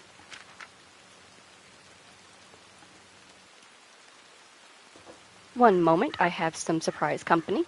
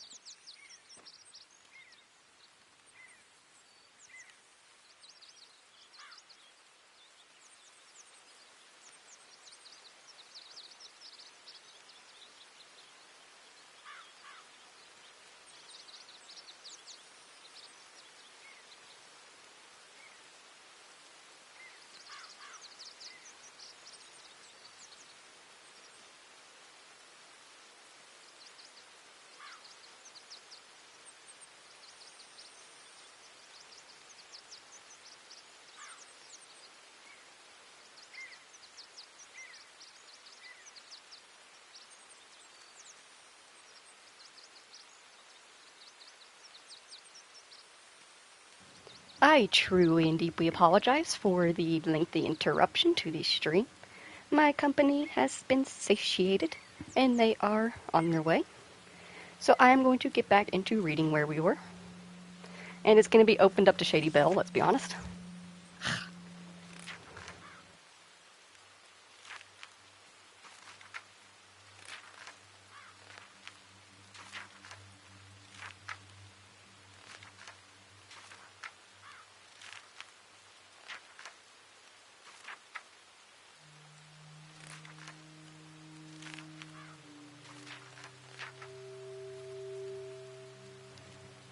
Met Emmett Granger. I cannot think of a single man I have enjoyed seeing dead more than this bastard. Pig shit and hatred, and he still threw a knife at me. Strauss. I went to call in alone, some farmer, local do-gooder. I think I'd seen him in Valentine before when I was fighting that big fella. He begged and coughed and spluttered, and I beat him half to death. Such is life. Such is the world. His boy looked at me like I was the devil, and perhaps for him, I was. The whole thing confused me. Maybe that's wrong. The whole thing revolted me, my part. These sad, desperate bastards, their silly expectations of life and their tawdry reality, the unkindness of existence. I can handle that just fine, but I do not love it, nor those who try to make things otherwise, I guess.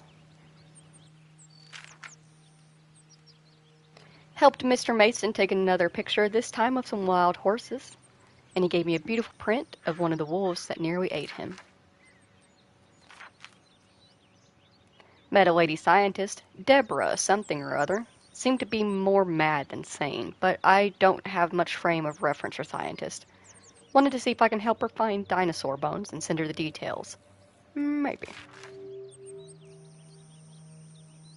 Took young Jack out fishing as a favor to Abigail. Many years ago, before she fell so hard for that fool Marston. Perhaps I should have married her. I think part of me has always thought that. Yet, God damn you, Mary. Jack is a good boy, a dreamer, a boy with a mama who loves him. I wonder if he will find what we seek. Peace and truth away from all this nonsense and lies. If that is what we still seek. Not that that's a new development. Not sure I know myself anymore. Shoot, didn't mean to do that. I'm why we can't have nice things.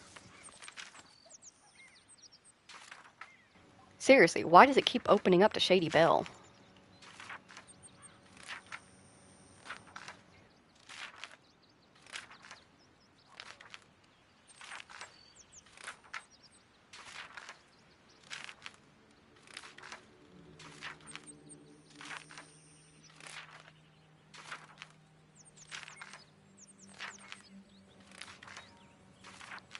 You never realize how much time you spent in the Heartlands and Horseshoe Overlook until you're scrolling through your journal.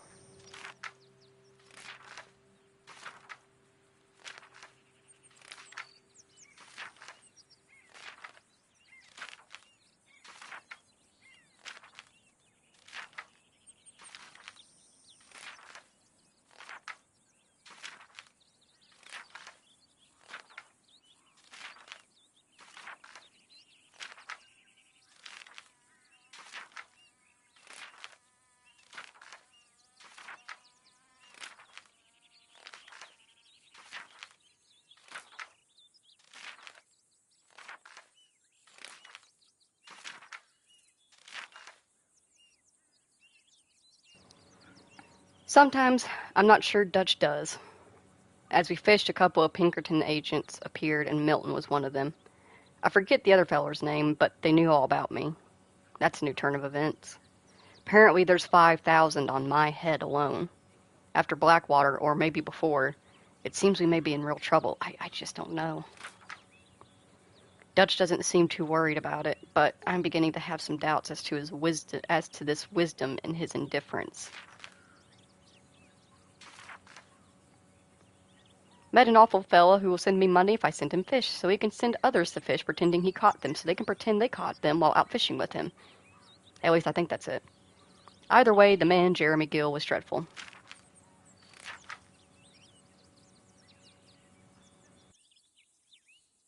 I believe this is Clemens Point. Yep, or Clemens. So let us head on down to Clemens Point. My apologies for, just like we spent a lot of time in Horseshoe Overlook, we spent a lot of time here on the memory ride.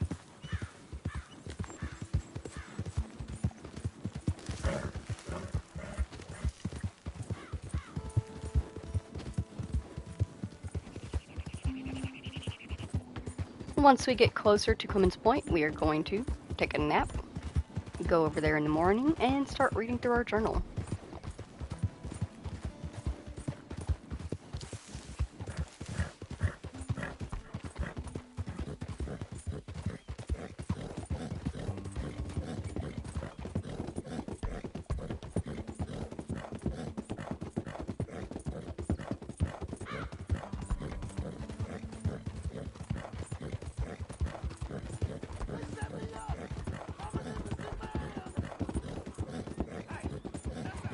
Okay, so I've never done those interactions in the game, but I will tell you that like my main reason for not doing them is because they're very odd. You get dishonor for killing the bounty hunters that are carrying the prisoner, but you get honor for letting the prisoner go, and I don't know. It's just been too odd of a situation for me. I've never really been sure, like, is that a dishonorable thing to do? Is it an honorable thing to do? I get both during the interaction, so like, what's the right thing? So I just don't really bother doing them because of that. I don't really know what side it goes to. Is it an honorable or dishonorable? Or is it chaotic neutral?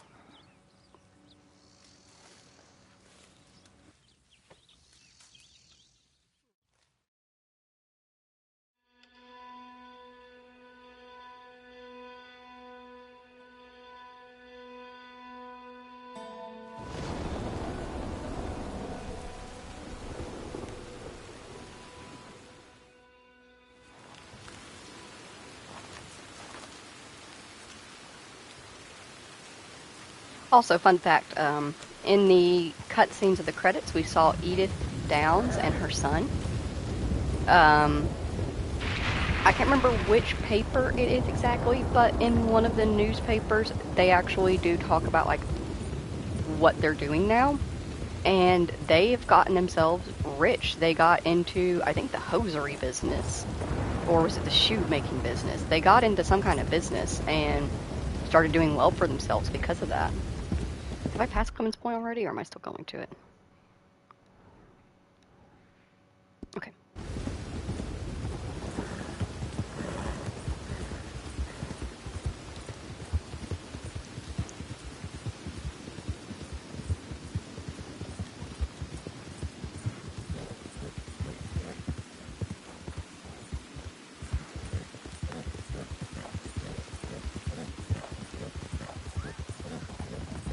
I'll settle down.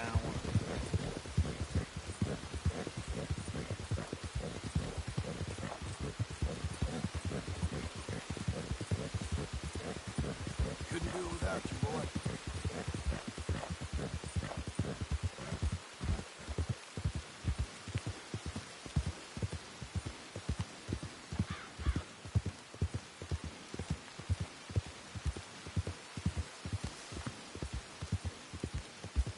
Settle.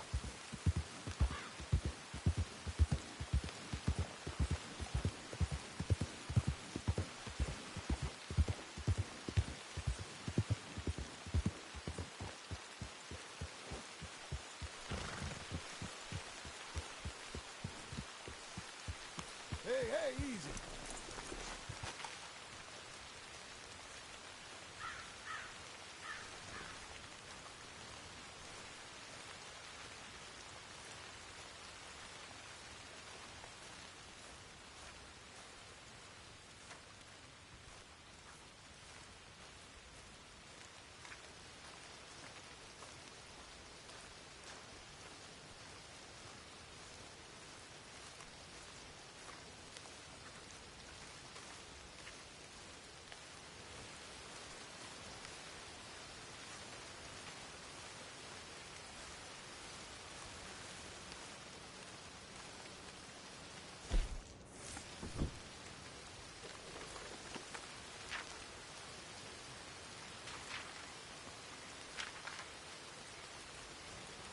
More problems have befallen us. More running. Leviticus Cornwall, the oil, sugar, rail, and greed merchant whom we robbed a while back, had us ambushed in Valentine. Seems he's added to the price on our heads.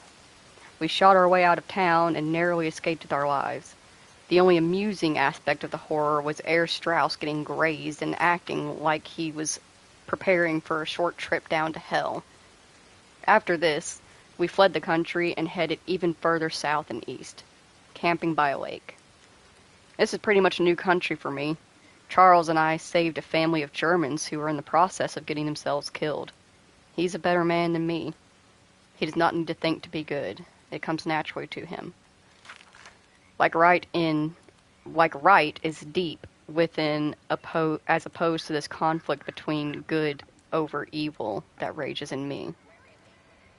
Where is he? Where's my son? They took him, didn't they? They took my son.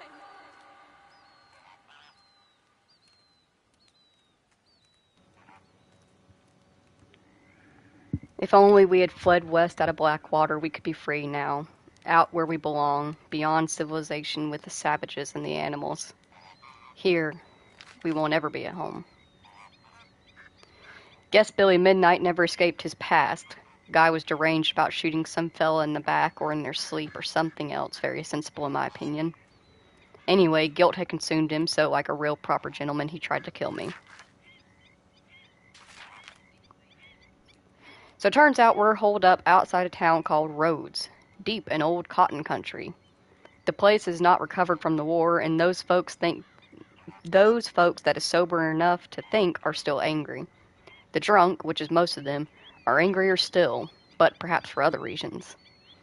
Adding to the absurdity, we appear to be planning to deputize ourselves into the local law enforcement, and have already taken down a major bounty on their behalf, but mostly to rescue slippery old Trelawney, who had gotten himself arrested for some of his usual nonsense. Seemed like there is a long-running blood feud between two old families here, and both Dutch and Hosea believe they may be sitting on a lot of gold. We shall see, I guess.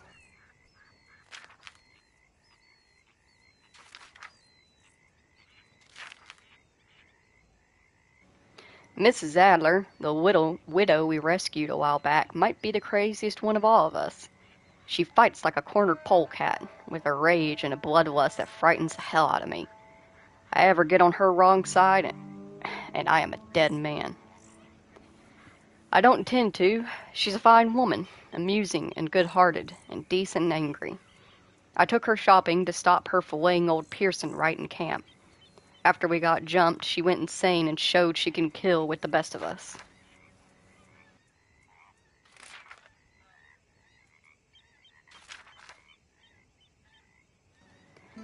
Finally, we have achieved a state of true insanity. For the first time in my life, I am a deputized lawman. We went off with some moronic dupe deputy working for the alcohol-drenched Sheriff Gray, pursuing some moonshiners.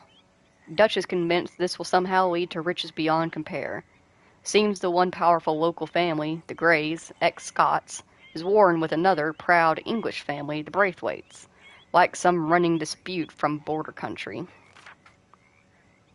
Apparently there's gold, or women, or something at the root of this, and if it's gold, we want it. Either way, we are so deep in the swamp and so entirely lost ourselves, I hope it will take the Pinkertons and their like a long while to find us. We shall see. In the meantime, a new career path in the law seems to await. Seems like, amongst our other perils, a gang called the Lemoyne Raiders won't take too kindly to outsiders, or anyone who ain't living in the distant past.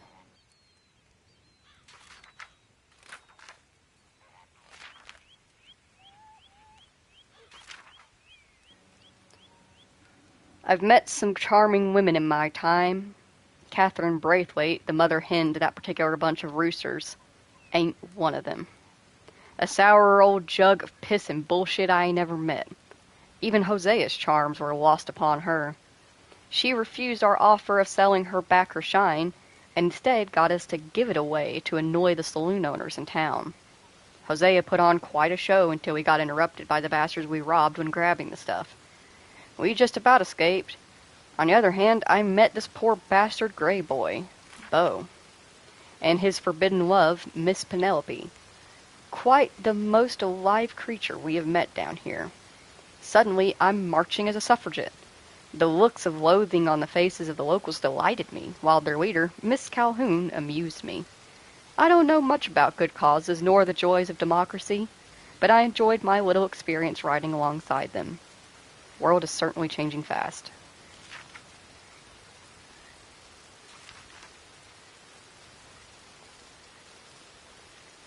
Found a fella caught in a bear trap a while back and decided on a whim to save him.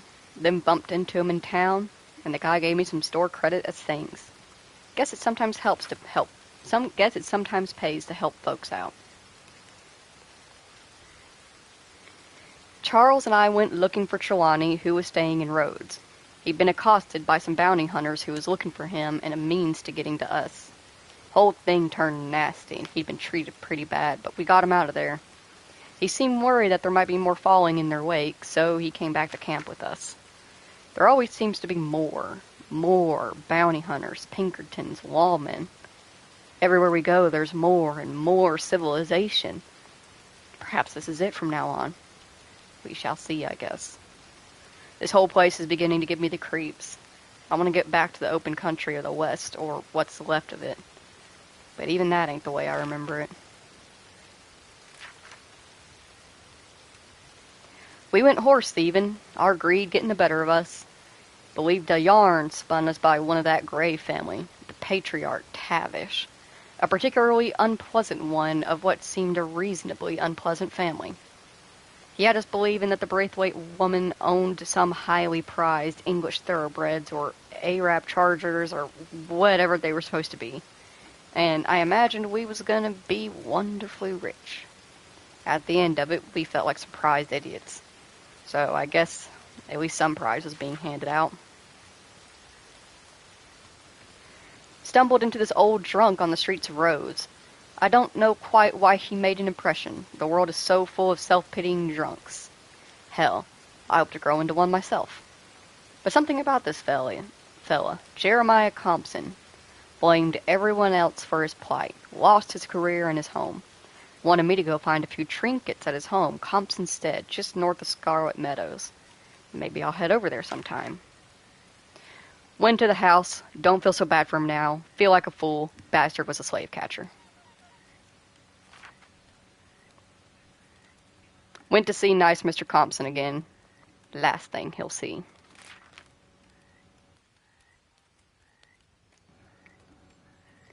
I have been recuperating after an interesting encounter with Colm O'Driscoll.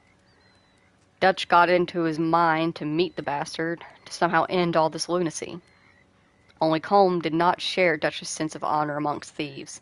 Whole thing was a setup to kidnap me and then lure all the rest of us into a trap, so we could get arrested and Colm could disappear, us somehow carrying off his sin, along with our own, to the gallows. Seems like Colm is enjoying this modern world even less than we are. More by luck than judgment, I escaped and somehow got back here, more dead than alive, and collapsed into bed for a few feverish days. After much nursing from Miss Grimshaw and Miss Tilly and much guilt-ridden apologies from Dutch over his stupidity, I survived okay. My shoulder, where I was shot, ain't come down with gangrene, and I will live, if even uglier than before. Things is getting even more insane with the local population.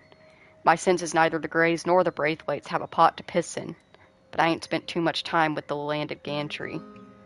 Whatever else they is, they don't make one believe in the nobility of aristocracy.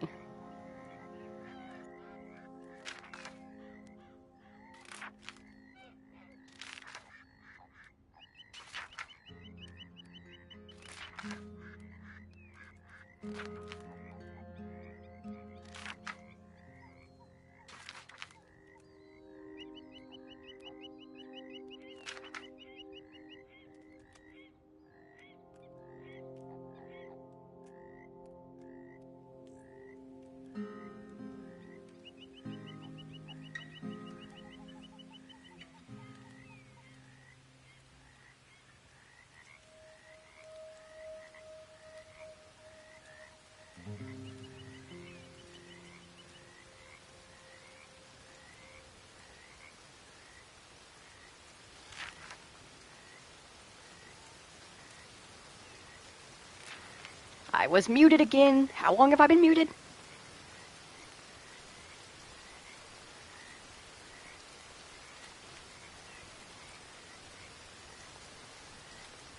Okay, I was only muted for this. Sean has been killed. I'm more sad than I can admit. I loved that loudmouth wretch more than I knew. He was like an annoying little brother to me. What fun we had riding together. And now he's dead. His head shot half off in an ambush. What a goddamn mess we're making of things. Still no Confederate gold, but a shitload of trouble. We are now going to head towards Shady Belle. When we get to Shady Belle, it will be occupado by some Lemoyne Raiders. We are going to kill them, all of them, and then make camp nearby, sleep until morning, and come back in.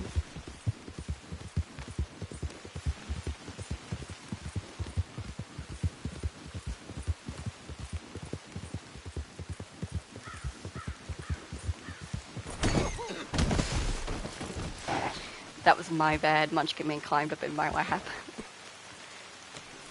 And you're not even gonna stay after you made me crash? Ugh, rude.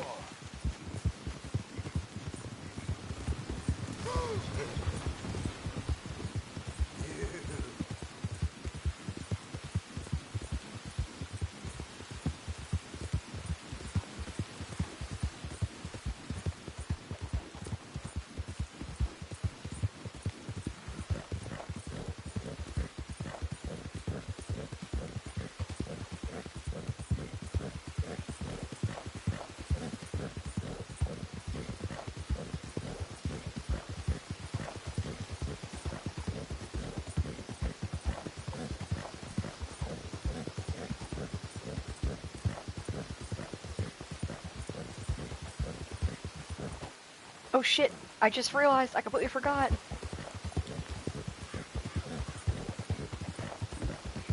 I got so distracted by Munchkin Man.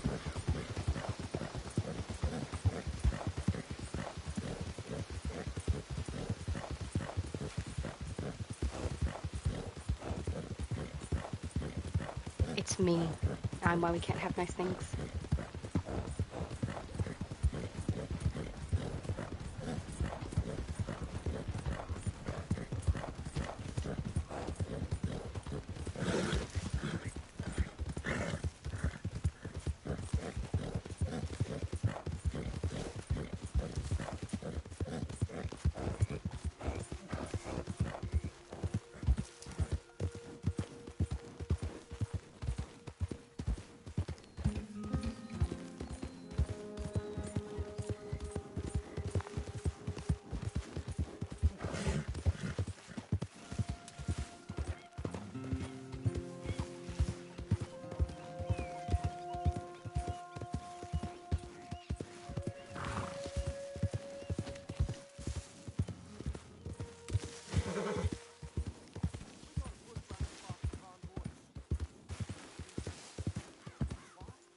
Someone's coming.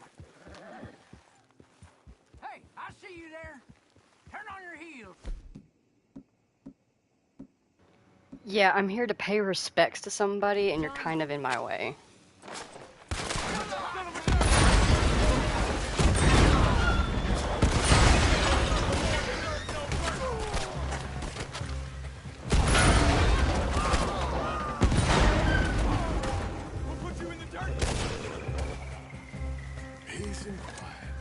Easy now. Was that good, Sean? Would you have approved of all that?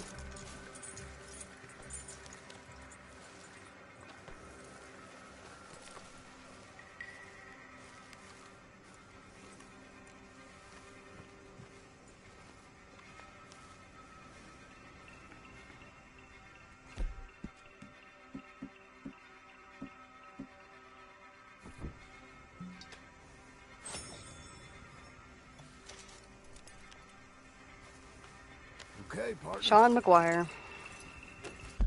Damn, he was a good kid.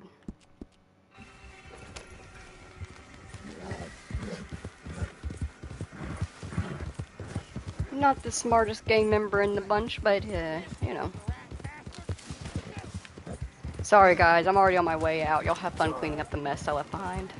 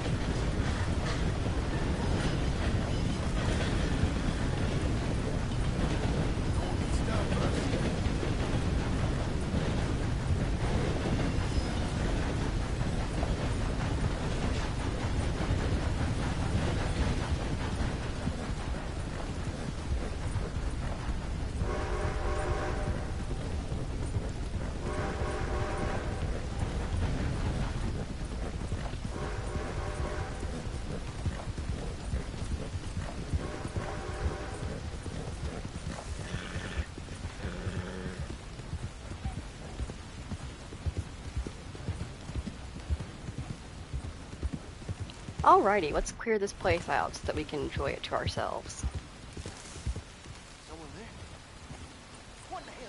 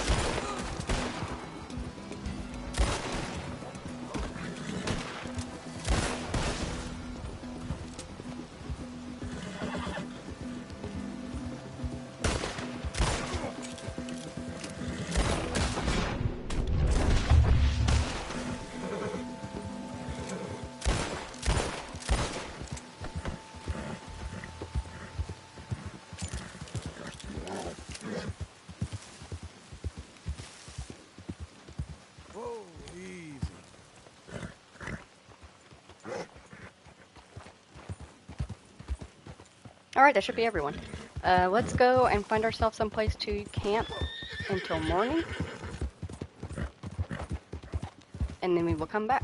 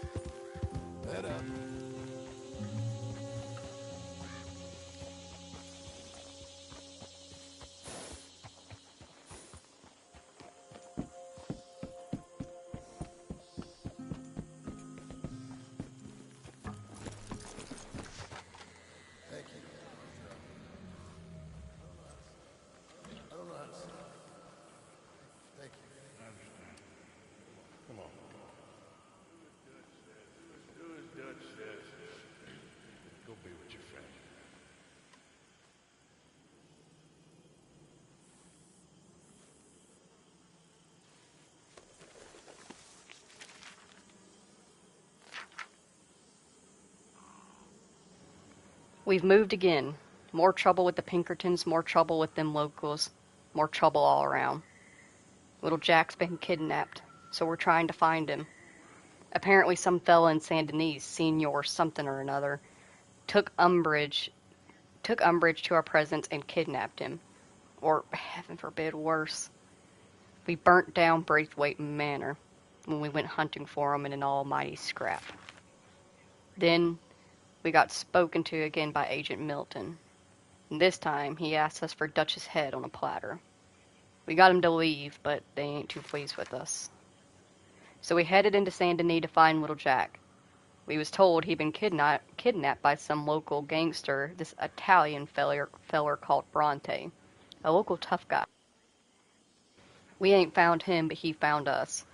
Dutch and I headed into town, and I managed to get myself robbed by a bunch of children. This was a new low, even by my standards. Anyway, we found Mr. Bronte, and are going to pay him a call.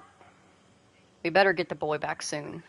Not least because if we don't, Abigail will kill the lot of us. All of this after we burned down the Braithwaite Manor house looking for him, and made some real enemies of ourselves back in that country.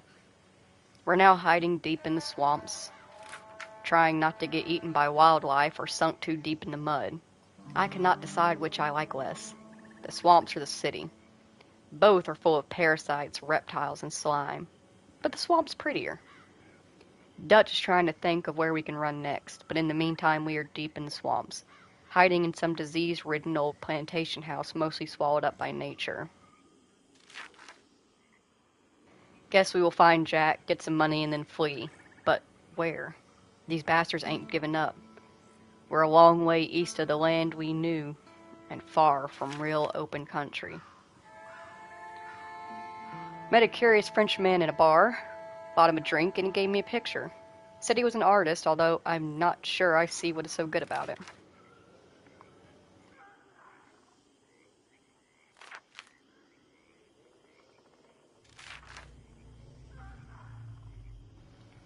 I always heard Saint Denis was one of the 7 wonders of the world. If this is so, I don't care much to see the other 6. It's a depressing place that shows you the only thing worse than people is a whole lot of people. I have not ever met a wizard in a suit before, only now I have, and his name is Angelo Bronte. He is either our salvation or our damnation. This city strongman arrived from Italy a few years ago, and now knows and controls everything and everyone. He had not harmed Jack other than feeding him some strange food, and Dutch seems to think that maybe we can get something from this oily dictator. Personally, I don't trust him more than I trust any hungry animal not to try and eat me. But for now, we are somewhat safe and hidden. Whole place gives me the creeps.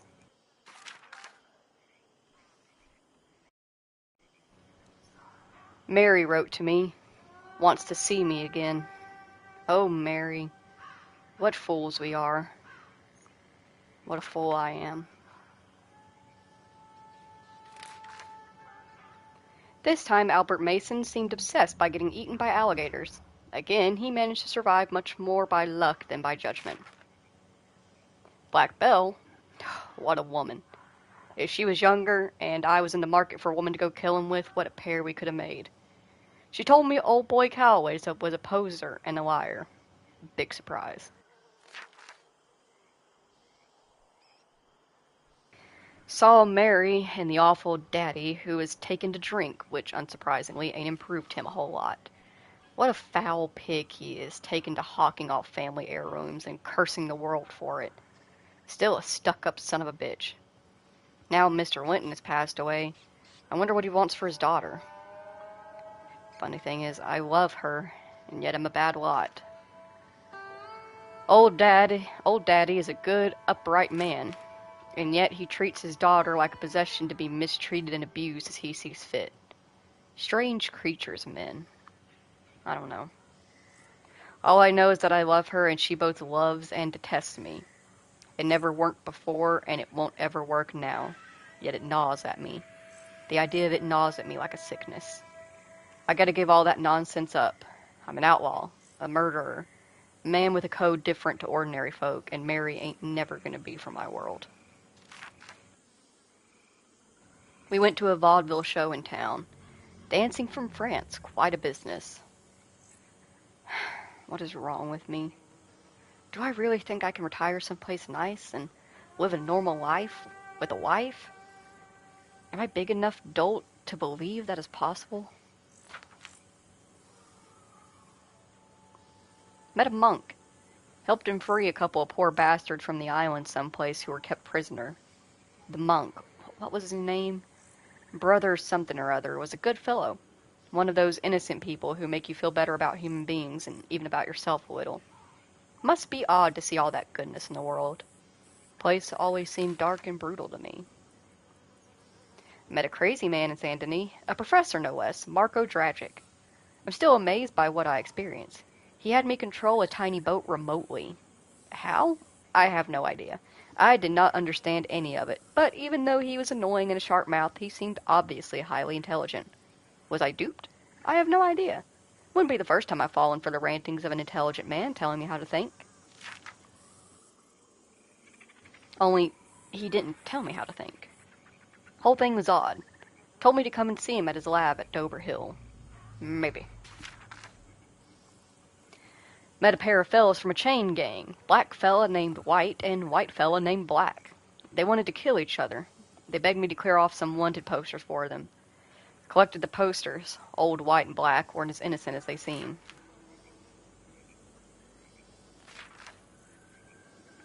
My lord, now I have done everything. I went to a ball, like a fool in a fairy tale. The mayor of Saint Denis, Dutch, got us invited by old Senor Bronte, and off we trooped, trussed up like turkeys for Thanksgiving, waxed and polished and primped to within an inch of our lives. Bronte did not mingle with the other guests, but lorded over the place like a Roman emperor deciding who to have killed for his fun. The place was full of drunks, lunatics, liars, and clowns, but the thing was kind of fun. Managed to not get into too much trouble, and may have some business opportunities on account of inquiries there. We shall see, I guess. Seeing Bill dressed up like an ambassador and awkward as a schoolgirl was one of the funniest moments of my life. Met Evelyn Miller, the writer, which was amazing for Dutch, and met the mayor. Dutch and Hosea seem to think this dump is a world full of possibilities. They want me to look into the bank and some other business opportunities. We shall see.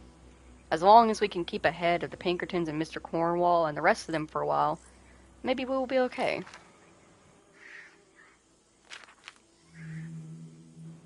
Met that writer, Evelyn Miller, in the street. He remembered me from the party, and apparently my petty crime did not go entirely unnoticed. Better keep my head down a little better. He introduced me to a couple of Indians, father and son. Son angry, father with an air of what exactly? Of something both impressive and frightening and kind about him. A great man, defeated by powerful and awful forces? I do not know. But his eyes and his very manner spoke to me. Somehow I've agreed to help him. Seems they, like us, have problems with that gilded ape Leviticus Cornwall and his foul empire. We shall see how this pans out. Went to see that odd fellow, Aldrin Wasp, I met at the party. Not sure how to describe him, but I won't forget him anyway. I could not do him justice.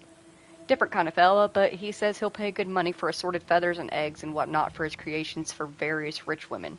Gave me a list of things he wants. I went to an art gallery. Seems fine and fancy living ain't quite so different from life in the wilderness, robbing stagecoaches. Was an exhibition of paintings by the artist I met a couple of times, Charles something or another. French fella. Seems he'd been doing more than painting his models. Their husband weren't so keen on the liberties he'd been taking with his subject matter, and the whole thing descended into a brawl. Had to help him escape. Kieran, that poor kid we spared from O'Driscoll's gang up in the mountains, is dead. Killed by the bastards. He saved my life, and I could not save his. They chopped his head off and tried to kill the lot of us.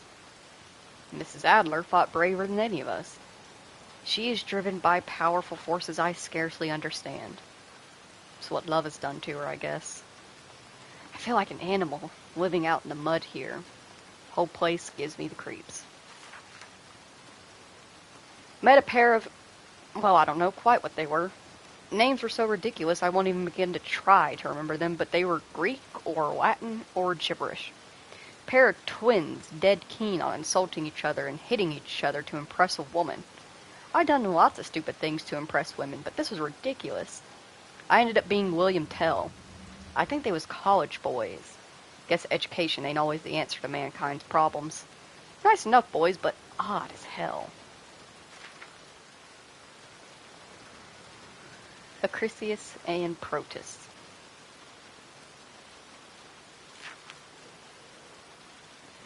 Saw Albert again.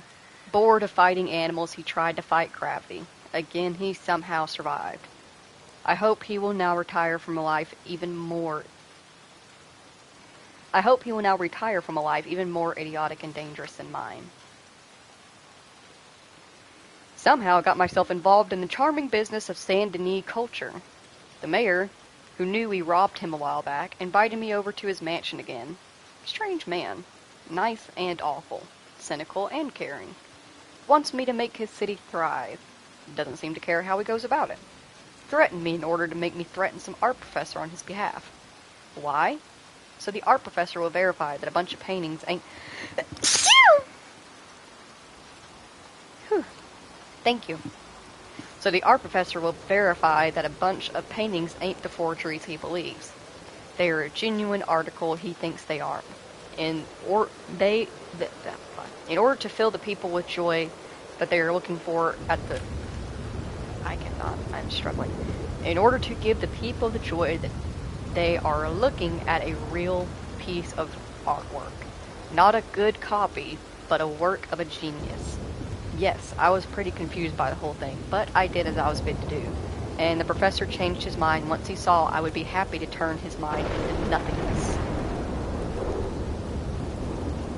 Found Charles the artist dressed as a streetwalker trying to flee from assorted men he defended fleeing to the South Seas. Wonder if we'll see him there. Seems those of us who thought Angelo Bronte was a lizard in a suit was right. And them that thought he was a gentleman thief eager to help us on our merry way was wrong. Dutch. Bastard sent us into a trap in town. Told us to rob a trolley station. No money, but the entire police force waiting for us. Dutch nearly died. Lenny fought real hard. The kid is good in a fight, and saved us. Dutch is planning some big escape for us all, some grand master plan. Everything we are attempting here seems troubled. I hope we can get out of here alive. Right now, it don't seem likely. Dutch is raging about Bronte's deception or betrayal or whatever it quite was. Dutch doesn't like being made a fool of. Even Micah, with all his teasing and needling, plays it real cool with Dutch. I would not want to be Bronte right now, and I cannot see Dutch letting this pass.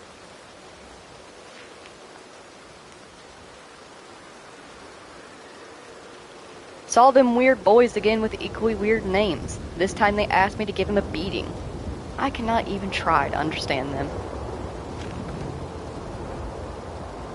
Again, doing Mayor Lemieux's dirty work. I think that's how it's spelt.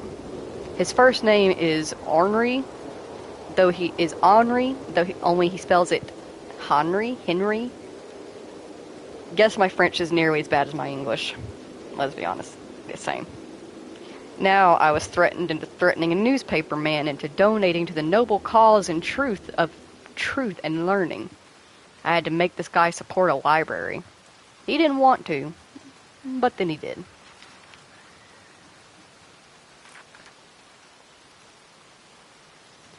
Got into a fight with a drunk giant with a tiny head.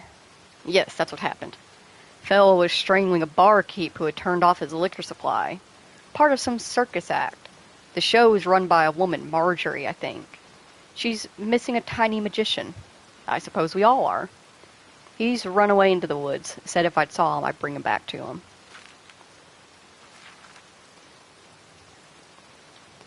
Went back to see Calloway and Levin. Calloway, still a drunken clown, had me kidnap some old adversary, Slim Grant. They ended up shooting each other, and then Calloway turned on me. Less said the better, but Levin has himself a book, and I will slide back into obscurity. Gunslinging ain't the life for me. I prefer good, honest killing with none of the pretensions.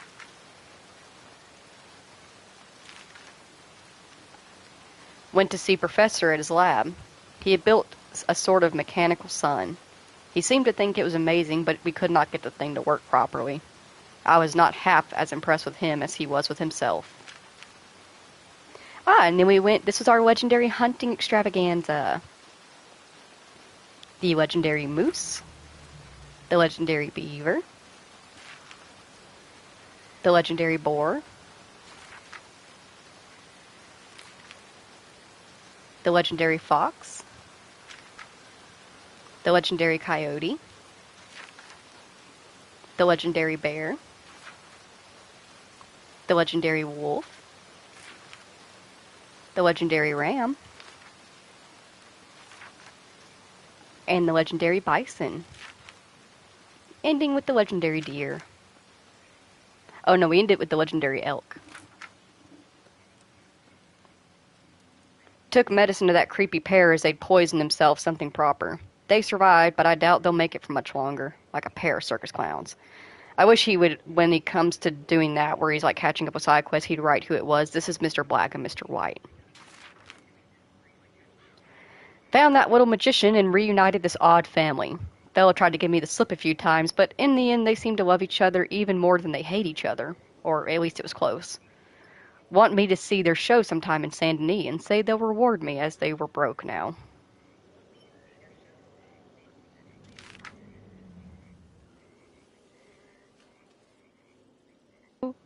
Show was interesting to say the least. And also dreadful, but I got paid.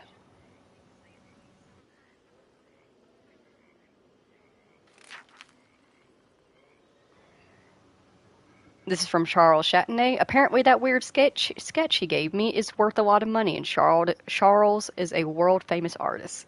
As you know, we took that photo to the fence, and it was worth $2.50, so he was not as famous as he claimed to be. Met a fella called Miss Margaret, an animal trainer and showman, or showwoman. Mistress of Danger. Quite a character. Wants me to find some missing animals. A while ago I met an odd man dressed as a lady animal trainer.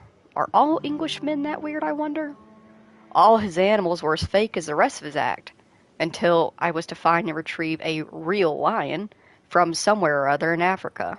I thought it was going to be another dog, but no. It was a real lion. The thing looked at me like it wanted me for its next meal. After hunting a zebra that was a donkey, and a tiger that was a cougar, and another lion that was just a dog, or I think that's right. I think I've lost track of the whole thing. And an assistant that's a real woman, and him, a strange English maniac in a dress, pretending to be all that he isn't. Ugh, gosh, remind yourself to never go on stage. The weird English guy gave me a pretty decent emerald as payment for my troubles, but maybe he wasn't so bad after all.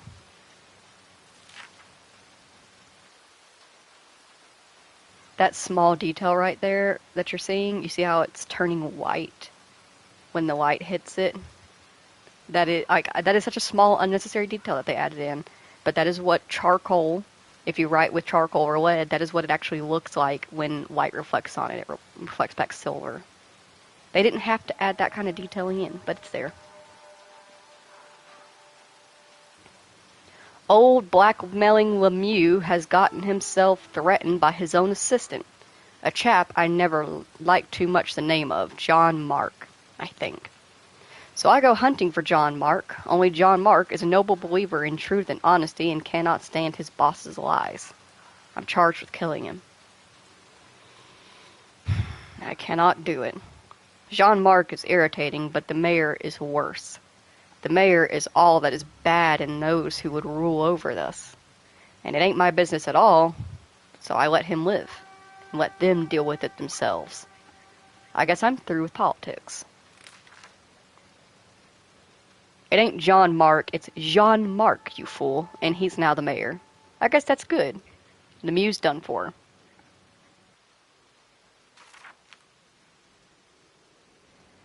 Went to teach Angelo Bronte a lesson.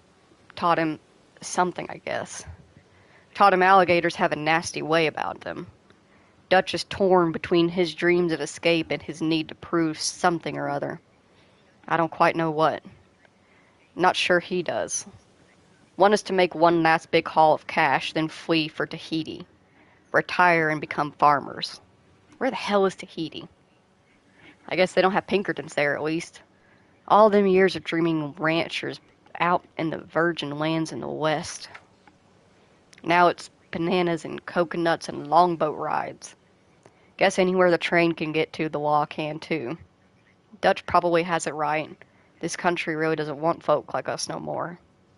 From ocean to ocean, places going to law-abiding and decent, dulled and rigid, until folks have frozen themselves into nothingness. The people in this city are worse and more desperate than the nastiest gunslinger I've ever met. They'd shoot you in the back and make you pay for your own funeral. They throw shit on you for sport. They walk past the lost and starving like they can't see them.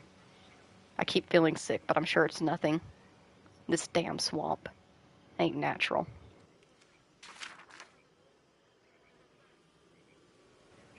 Adios, Bronte.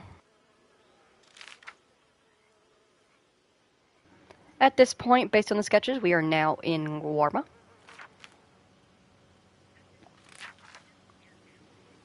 We are going to head to Lakay. But before we head to Lakay, we have somebody to go and visit.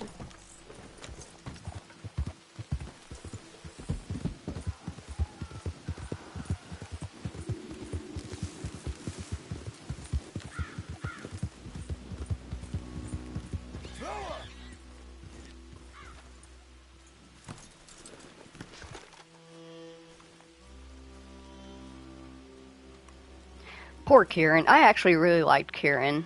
He was a nice character. And I know I didn't spend a lot of time talking to him as Arthur, so Arthur always seemed kind of like meh about him.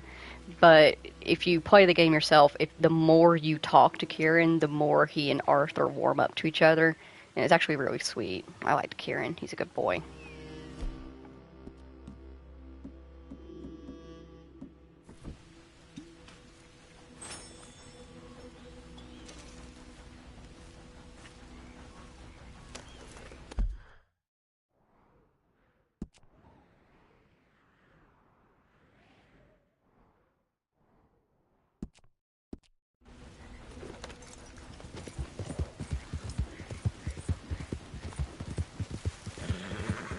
We are officially at this point, yeah, a little over halfway through our memory trip.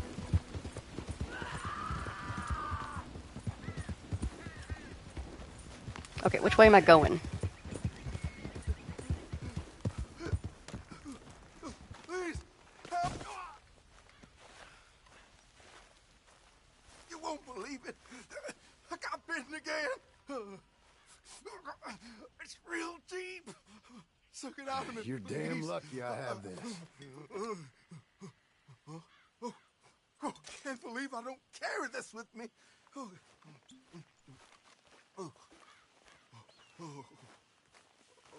One more time, boy. I owe you so much, mister. Can't believe you saved my life twice. Me neither. Well, I better get back to town.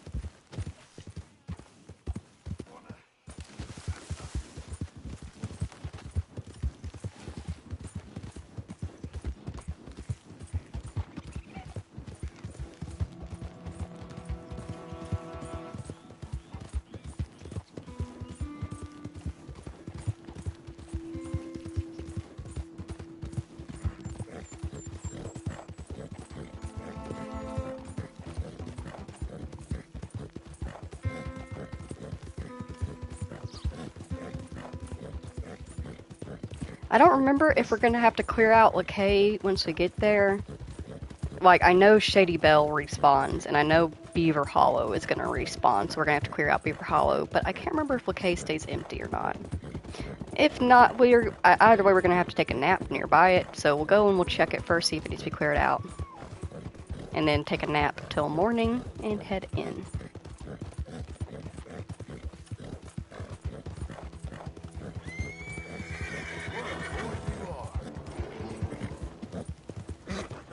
Relax.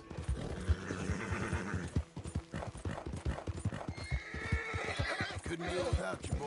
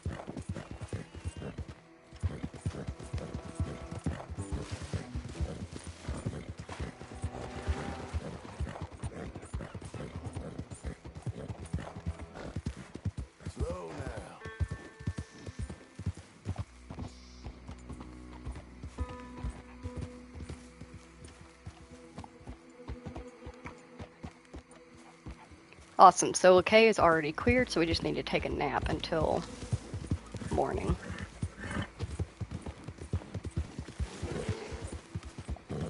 What is a black bear doing out here in the middle of swamps? I mean, technically, yeah, they can go out into swamps and they can live in swampy-ish areas. It's just rare.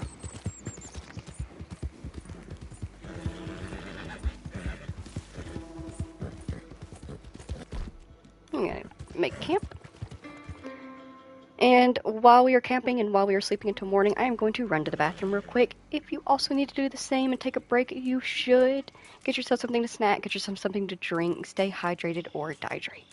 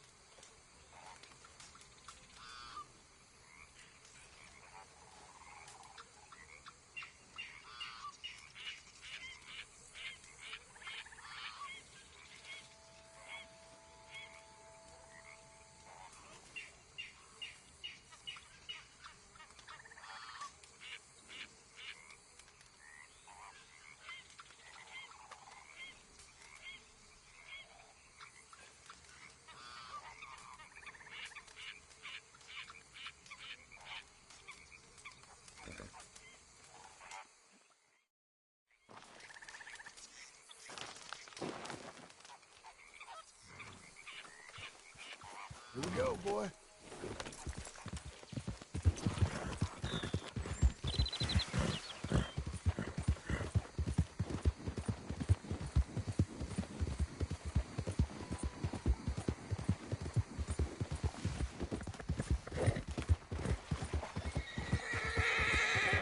Look out for each other, huh? Let's head off.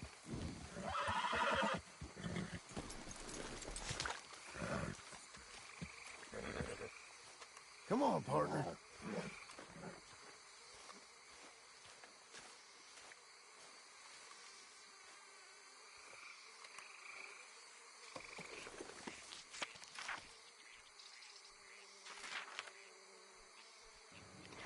My lord, what a goddamn mess. Everything.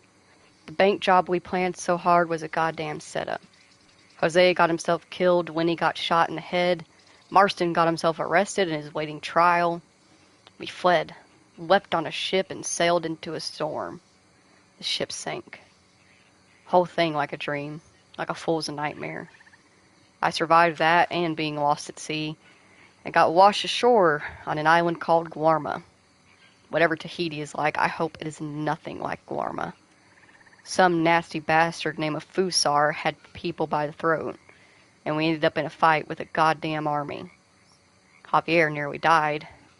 I nearly got killed. Met some real decent folk, brave folk, living in a land of hell. We got a boat out of there, just about, after some real nasty fighting. Don't think I met many folk deserved killing more than that piece of shit Fusar. Upon returning, found the folk again, At least then they ain't dead. But within a few hours, the Pinkertons had found all of us. old Agent Milton wants us all dead, and yet somehow we survived and are now planning another escape. Not sure what happens next. Whole thing has been hard on all of us, most of all on Dutch, who seems half crazed by all we've gone through. Alright, let's make our way to Beaver Hollow. I don't think LaKay has any ghost dialogue. I'll Google it real quick while we stand here and just listen.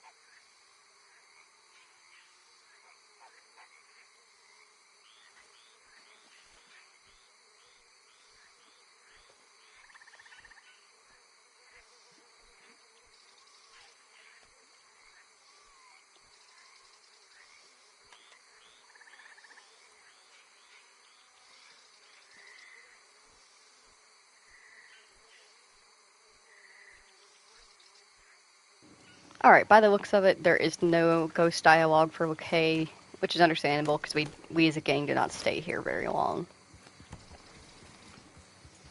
So let's go see Winnie and Hosea, and then we will fast travel to Annisburg to help cut down on time a little bit. Because once we get up to Beaver Hollow, we will have to fight people. I'm aware of the corpse hanging in the trees. I'm not going to stop to observe the corpse hanging in the trees. Corpses in the trees means night folk.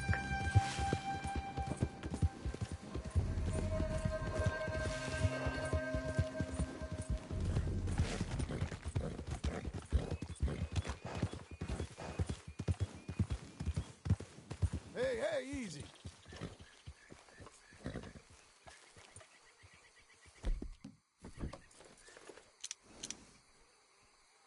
Speaking of night folk, what the hell are they doing coming after me in the middle of the damn day? Well, technically it's morning. Night folk are relentless. They will chase you for miles.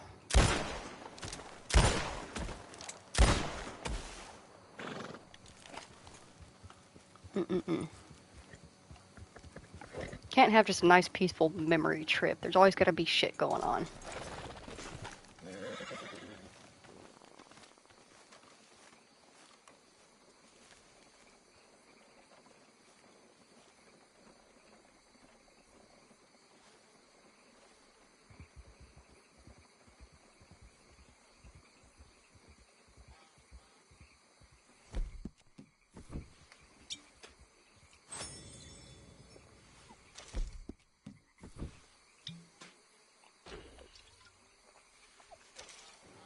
I feel bad for Arthur, because Sean was one thing, and he did get some time to mourn Sean's death before everything went to shit.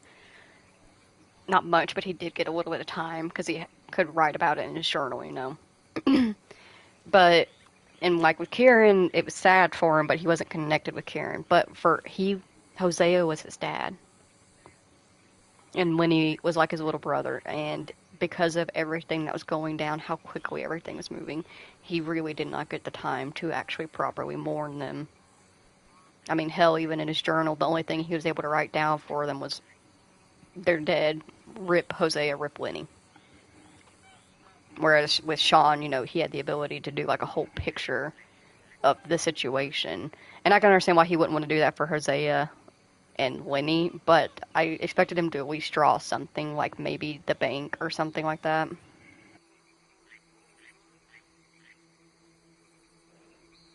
But because of the situation, we just really didn't have time.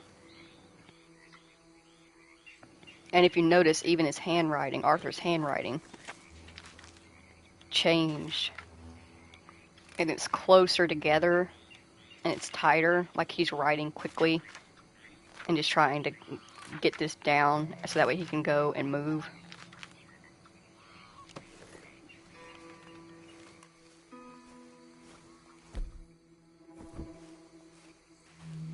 Let's give Albert some brushy brushies and treats. He deserves it. He's been running us all over the place. You're a good boy.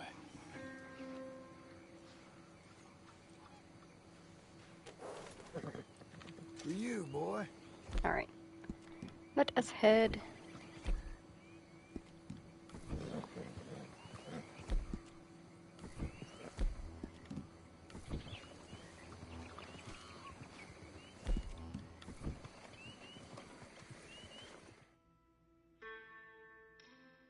If we can fast travel directly into Beaver Hollow, I might just do that since we're gonna have to kill people there anyway.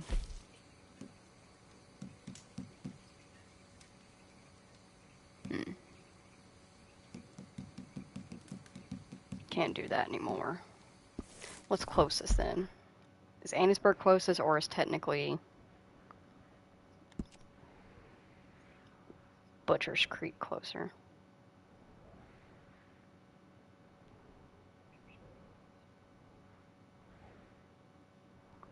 Hmm.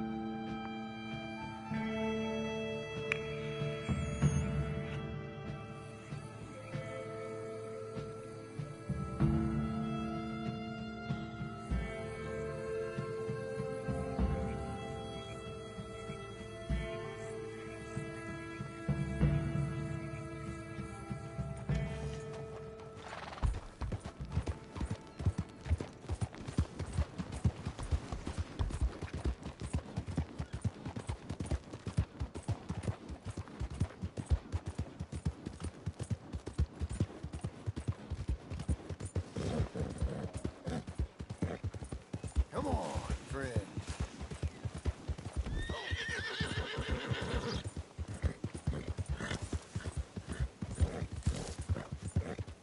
You know I love you.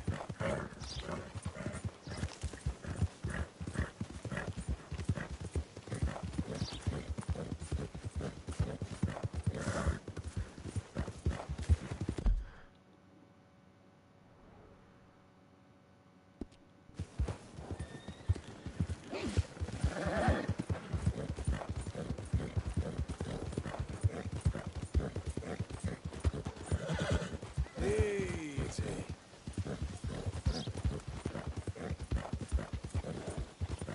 You and me, Chloe.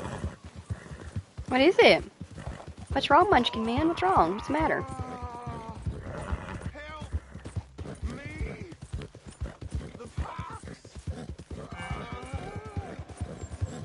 He just can't get comfy. His current spots he wants to sleep in are stolen. I can't move the other girls for you. You can find somewhere else. Why don't you come lay next to me? Come here, Munchkin Man.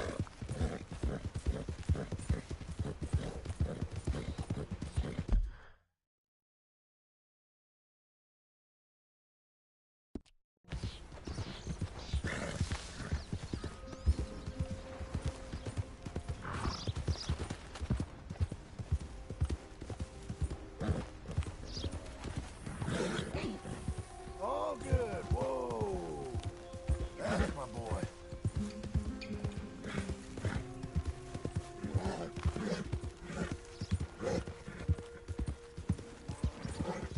Okay, okay.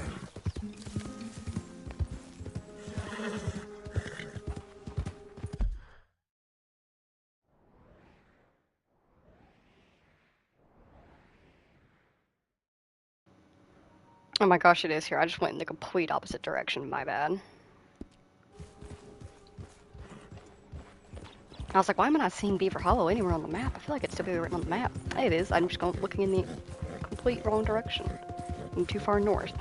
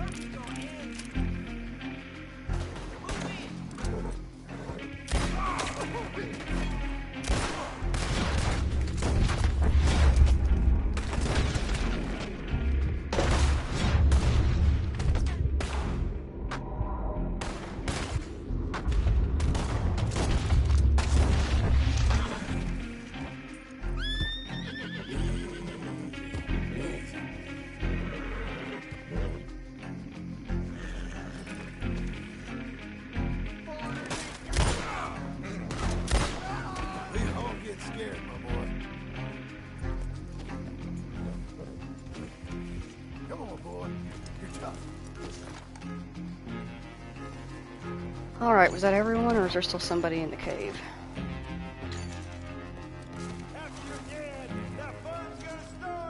You're the last one, buddy. Only fun starting here's for me.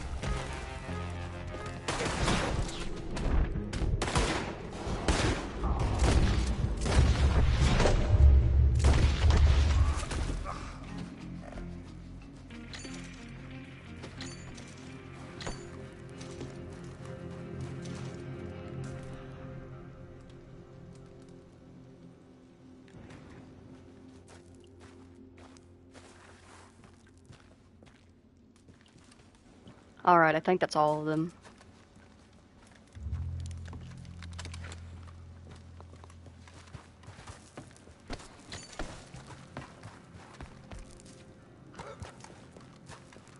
Let's go find somewhere to camp. Chances are, because we're going to be camping in Murphy Country, that we're going to have a couple more Murphy broods show up to threaten us at our camp. We will take care of them quickly.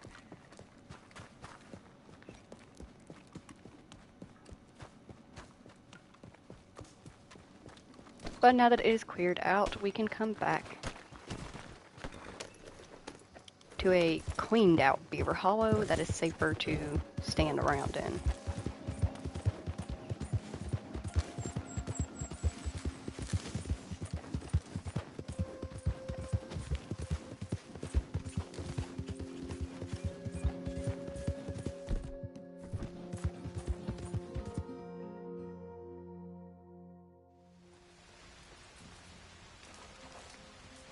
Albert, no! What the fuck?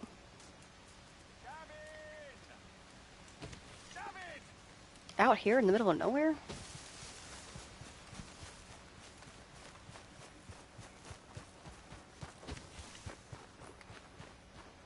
Where is he? Has anyone seen Gavin? Nigel, what the hell are you doing out here? Hey, mister. Oh, I remember you. Listen, have you seen, Gavin? You still on this? Yeah. It's turned into a right bloody rigmarole. I told the Trouble and Strife I'd be 6 months. It's been 7 or 8 years now. I'd have stopped after 7 or 8 days. Oh, box his ears when I find him. No, I won't. I love that boy. Gavin! Where are you hiding? Oh, I am so worried. Gav! Gav!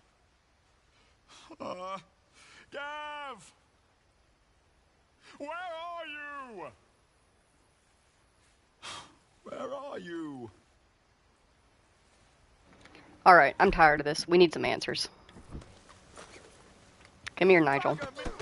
I'm sorry, buddy. I know. I'll be gentle. Let me go! Do you have any information on the whereabouts of Gavin in your pockets? Maybe that can help us. I want to go home. Dear Nigel, I was so happy to hear from you, I cannot believe it. My two friends, you and Gavin, boys I grew up with, now rich and successful cowboys in America. That's incredible news. Well done, mate. Seriously, well done. I knew you and Gavin would find success over there. I mean it. It stands to reason. A pair of boys from little old Maidenhead, Berkshire, now successful over in America. I might come and join you myself. Now that you two have done so well, both of you rich and living in big mansions with servants and all of them cattle, I remember when the height of your ambition was pretending you were a Londoner and seeing if you fooled those Scotch boys we met by the barracks. Funny thing is, Gavin never mentioned none of this in his letter, but he always was a bit of a quiet one, and I reckon you wrote after he did. Either way, I am made up for the pair of you. Made up. Cowboys, millionaires, we miss you. This here's a private affair. Especially your mom, since your dad passed on, but she told me she was so proud of you. Even Gavin's ma was happy.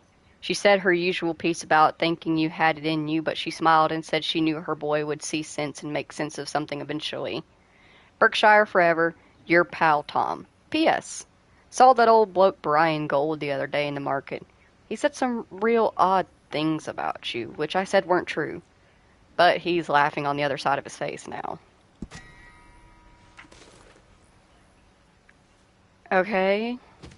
That did not help at all. It sounds like Gavin was a real person, but it also weirdly kinda sorta sounded like Nigel was Gavin.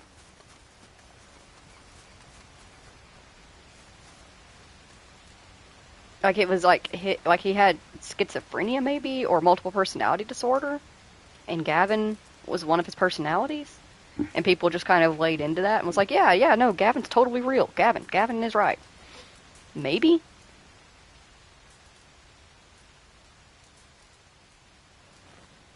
I mean, either way, I slept until the wrong time. Either way, it's not great for him. It looks like he had somebody or another part of himself for quite many years to help him get through to living in America. And then that person or part of him disappeared. If Gavin was a personality of his, I mean, I can't imagine the absolute terror that would bring upon somebody. Like, imagine having multiple personalities, knowing that they exist, having other people acknowledge that they exist, and then one day you wake up and they're gone. The personality just never comes back. That'd be terrifying. I don't know.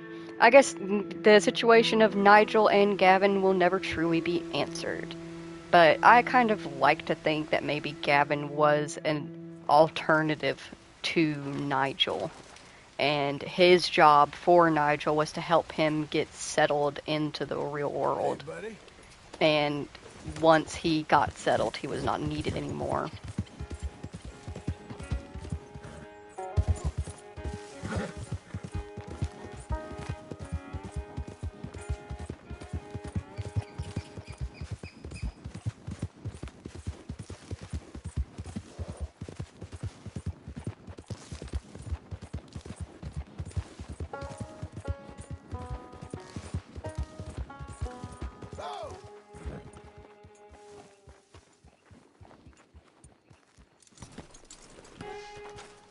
Nice and cleaned out for our final journal readings.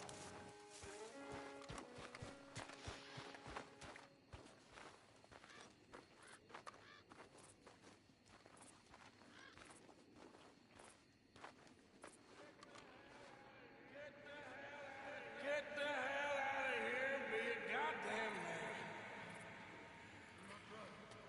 You're my brother. I know.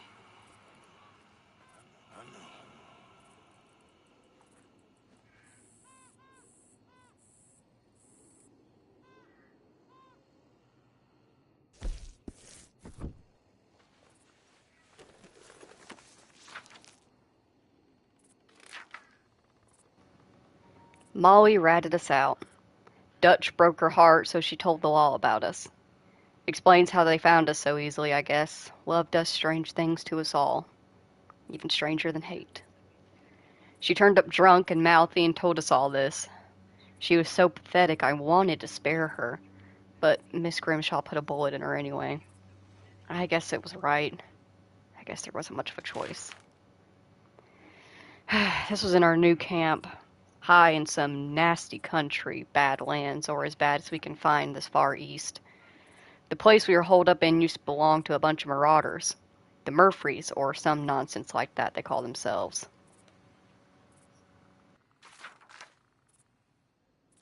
We shot some of them, but there's more lurking in the woods around this place.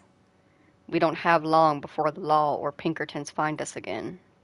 I just hope we can keep ahead of them for a while, or ahead of ourselves. Went back and to Dover Hill, and someone or something had killed the Professor Marco Dragic. His mechanical creature had been stolen. Found the mechanical creature on top of the hill. Whole thing was real strange. Saw those two strange boys and the girl they claimed to love once again. This time it was real strange. I mean, it was strange before, but this time it was, well, real strange. They got me to push them off a waterfall in a barrel. They both somehow survived, just about, but then they turned on the girl and went off together like two happy peas in a pod. Not sure what to think about the whole business.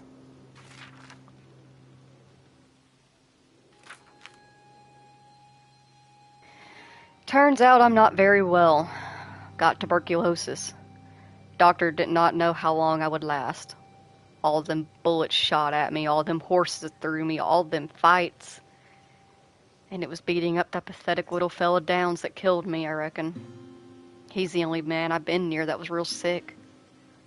He begged for my mercy, and I beat the bastard and he died. And now I'm dying too. The way of the world. My mind is racing, of course. That monk and that nun, Downs's widow, Abigail, Mary, Dutch, when I first knew him, Hosea, my dead pa, that no-good bastard. The whole crowd of people. And what kind of man have I been? What kind of man am I? What world is this we live in? A land of fury or a place of love? Am I being prepared for eternal damnation? Am I past any kind of saving? Is that all fairy tales? Man ain't got much good in him. And I ain't got no good in me. I don't think, and yet I see goodness. I see it, if not in me, in good folk. In Abigail and her love for Jack. In that silly monk. In Downs, I guess. Begging not for himself, but for the poor, even though he was near starving himself. Maybe I don't want salvation. Part of me has always longed for death. Well, here it comes, I suppose.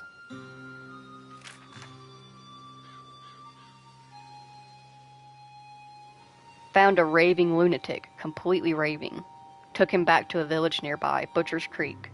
Something ain't right there. Some kind of village elder, Obadiah maybe, appeared. He spoke mostly nonsense. Weird place, something not right at all. Saw Mr. White and Mr. Black living happy as a pair of argumentative, murderous bastards ever could. They was holed up in a tree, squabbling like angry bastards. Met a one-legged man, war veteran. Interesting fella. Said to come by his cabin on the other side of O'Creagh's Run. Maybe I will. For some insane reason, I went out gathering debts for Strauss. Whole business revolted me. Bunch of sad, desperate bastards, and me their worst nightmare. I'd had enough of the whole business, so I ran Strauss out of camp. Whole business of loaning revolted me. Turns out it's going to kill me too, so I guess that's about right. Probably did Strauss a favor of running him out of camp, but either way, I could not bear to see his beady little eyes no more. Sight of that poor soldier and his squaw wife will be with me when I die.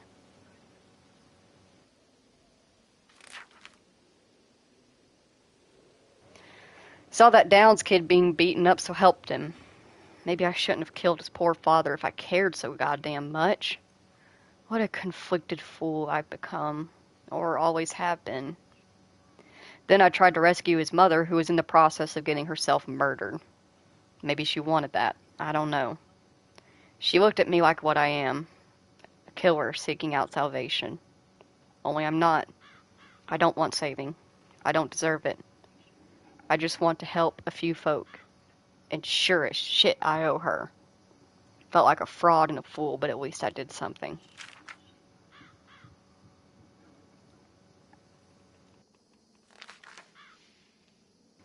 Sadie and I rescued Marston from prison, where he was awaiting the hanging. Spied on them in a balloon, an event which was amazing and awful and I thought would kill me quicker than this illness. Later, Sadie and I rescued him while getting shot at. I did it for Abigail, of course, in her own way, the finest woman I know, but also for Jack and I guess for Marston himself. I kind of like him. We've argued over the years, but I've grown to care a little for him. He's less of a fool than he was, and maybe he can have the luck that has eluded me. Jack is an innocent little boy. I see what I missed. We did it, Miss Adler and me, and then got attacked by Dutch. I went behind his back, sure, and he never likes that. But I suppose the years of blind loyalty is at an end. Loyal, yes, but not blind.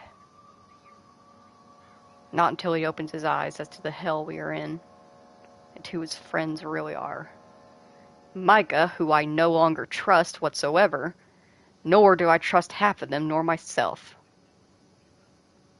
The whole thing is a mess, and I cannot think clearly.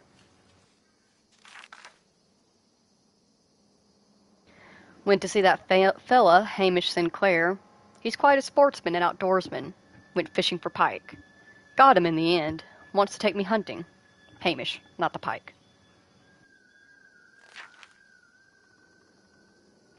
That emerald was about as real as that zebra and worth a whole lot less. Seems Miss Margaret made idiots out of all of us. What did I expect? A man who dealt in fake tigers to give out real gems. If you don't remember, that emerald that he gave us sold for only $25.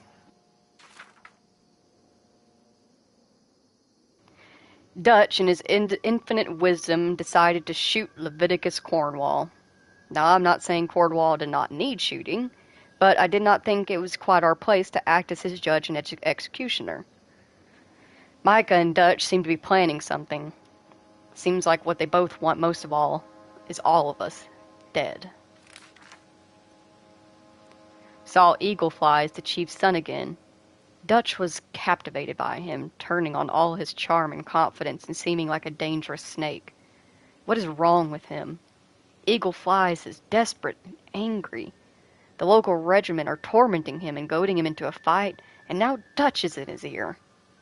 This will be a disaster. And poor old Karen has taken to drink something awful.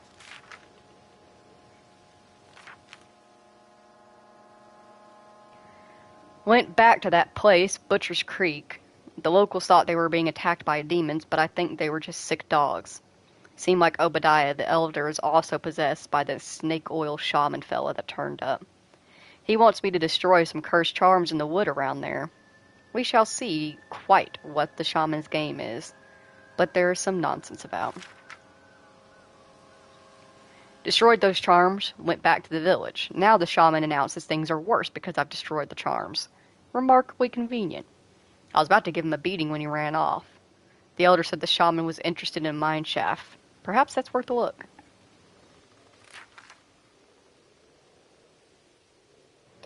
Went to the mine, looking to figure what hold that weird shaman has over the village. I don't know why exactly. It just seemed important, I guess. The whole place was filthy and something nasty was leaking into the water and soil. I'm no expert, but that stuff might well explain why all the folks in Butcher Creek are so odd. Anyway, I made my way back to the village armed with this knowledge and a little of the evil-looking water. Lo and behold, I find the shaman trying to force that duped elder into signing away his and the village's property rights, or rights to get a mining company to leave. It was not quite clear which. The sham shaman starts attacking me, so I forced him to drink some of the water, and he ran some of the runoff. He admits all, promptly loses his mind, and I'm waiting around to be treated like the hero I am. Or not. The villagers blamed a curse, and at this point I left them to their dreams of specters. You did your best, though, Arthur. Hamish and I got chatting. Then we went hunting this wolf he'd been after, only we suddenly realized the bastards were hunting us, not the reverse. Eventually I got the pack leader and they let us be. A real lucky escape. Felt nice, though. Wapiti.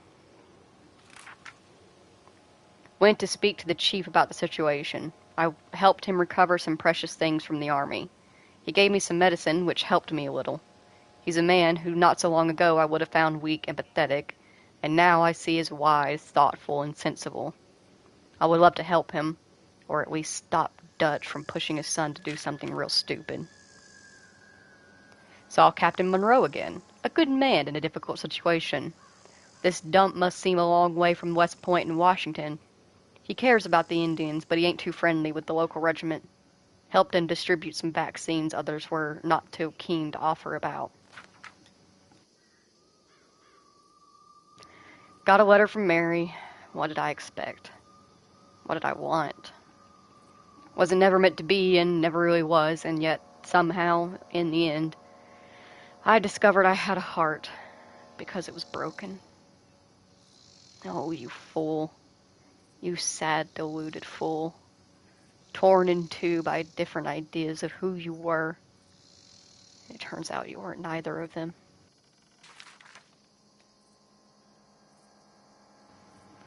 Things went from bad to worse with the army. I was not wrong. The local regiment colonel despised Captain Monroe and planned to destroy him. Charles and I rescued Monroe and probably ruined his life in the process. I hope he can find peace someplace. After putting him on the train, I bumped into that nun, Sister Calderon, bound for Mexico. She gave me a few home truths about existing in this world and perhaps the next. Maybe I have got something to hope for. Anyway, it all sounded very pretty and took away all the dread I was feeling.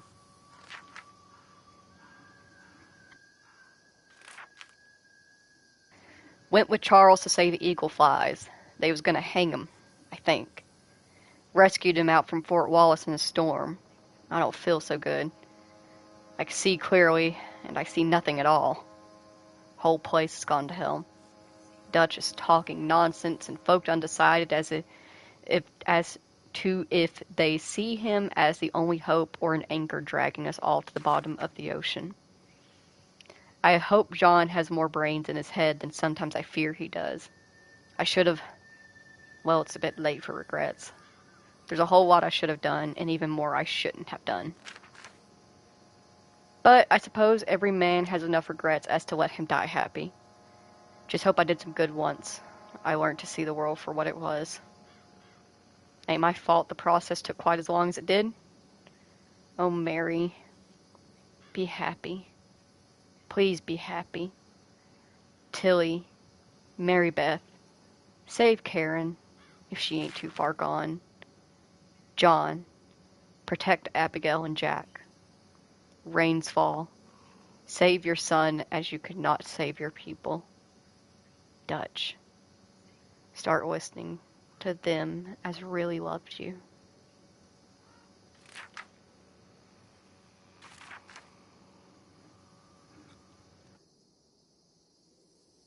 And that was it. Oh, nope, it's not. I was going to say, oh, that's it, because this is Hanging Dog Ranch, and Hanging Dog Ranch is in the epilogue, but no, the O'Driscolls have it. My bad. So we saw Como Driscoll swing. Indeed, we did the law's job for him, as his boys were lined up to spring him, but we dealt with... Blah, blah, blah. Indeed, we did the law's job for them, as his boys were lined up to spring him, but we dealt with him. Dutch, back to being himself, at least for a moment. Sadie, like a dog with a bone, although she ain't done with them yet, I don't imagine. Wonder if this will calm Dutch down and we can get back to surviving ourselves rather than just killing them we despise. I didn't feel too much. Bastard wanted to kill me, but he didn't want to that much. And I guess I felt about the same. He weren't ever exactly my fight. And now my fight is real different, with a different enemy, one I cannot see nor put a bullet into. Him and his boys was our fault, all right. But did we ever exist? Or were we just a group of individuals each falling for Dutch's dumb bluster? I feel like I don't know nothing anymore. That whole life of certainties is over. My whole code that I lived and killed by. Was it true, or was there a bigger truth I was too dumb to ever see? Blew up a bridge with Marston either to stop the army killing us quite so easily when we attempt to rob the last train, or because we want to encourage Uncle Sam to send another train full of payroll for us to rob. Whole thing seems even more ludicrous and moth-eaten when I write it down. Dutch is now acting crazy, and I'm acting crazy back. I'm facing death and acting foolish. I hope Marston uses his brain. The time for heroics and loyalty to people is over. The time for acting right and saving the innocent, not the guilty.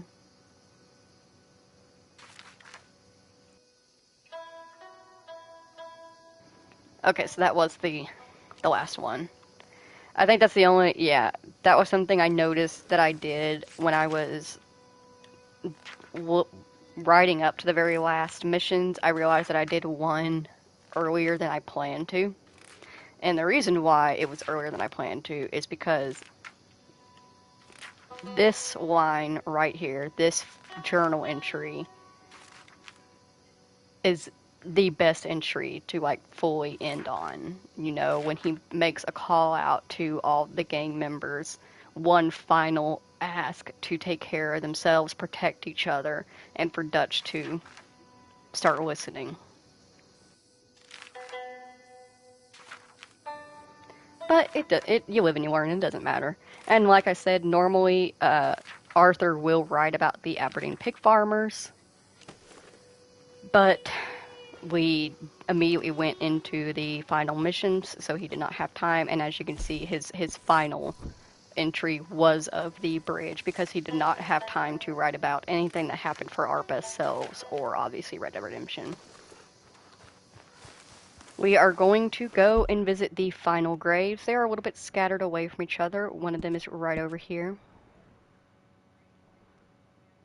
And then we are going to fast travel to Wapiti to get the last two, because that will be easier.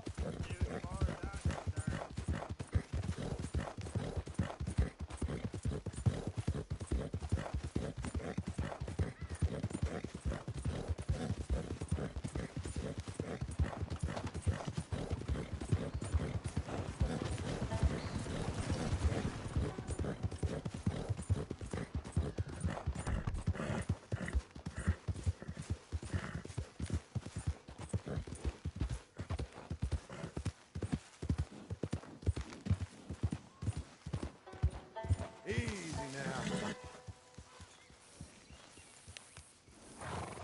You're a great horse, buddy.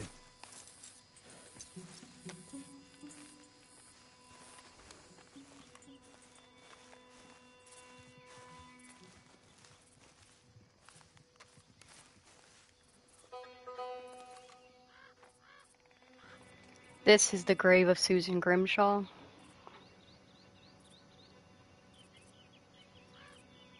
Let's be honest. As full of vinegar and piss Mrs. Grimshaw was, she kept us all together.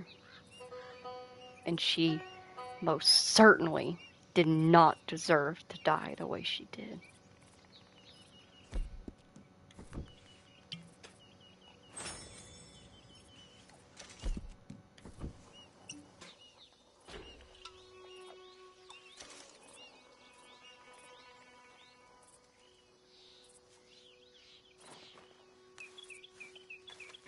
We only have 3 more places to visit. We have 2 graves, and then there is another place that I wish to take you to.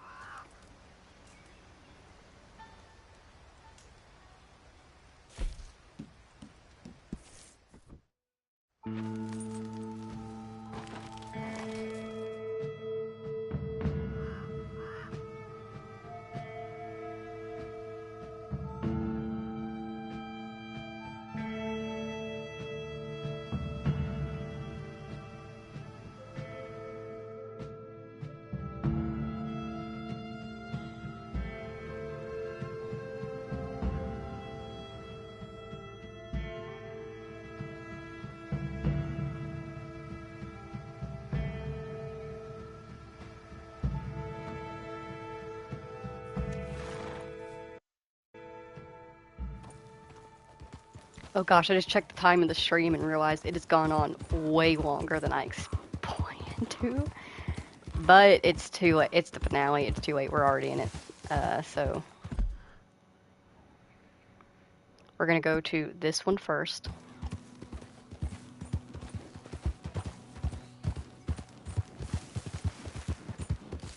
And as you can see, obviously, we can run full speed around Wapiti now because they are no longer in Wapiti.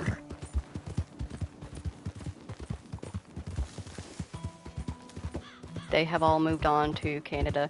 And what's even sicker is, look at that, there's a fucking oil rig that they started setting up and it got stopped.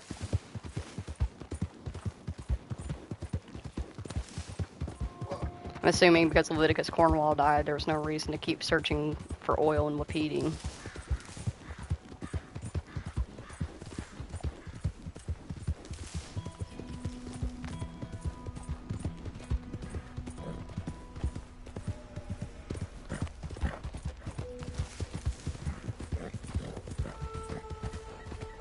Easy there.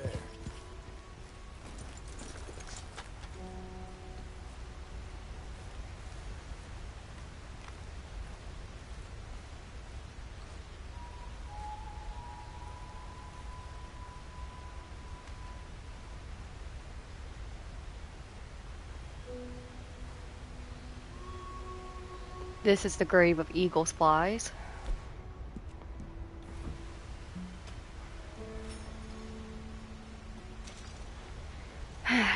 I really don't have too much to comment involving Eagle's Flies. I feel like his story laid itself out plenty fine. He was just a kid. He was just a fucking kid trying to do what he thought was best to help his people.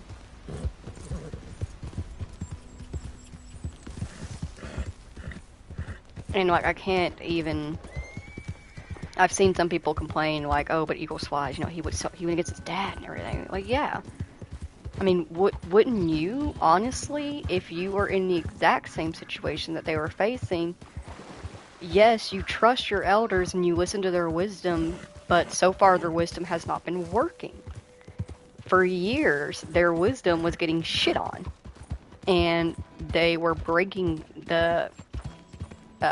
White man was breaking the treaties that the elders were putting in place. And at that point, wouldn't you also be pissed off and done with it and just do what you thought personally was best to do? I think a lot of us would say that we would probably do exactly that. We would charge in full force to try to make a difference aggressively. After years of watching peacefulness be shit on.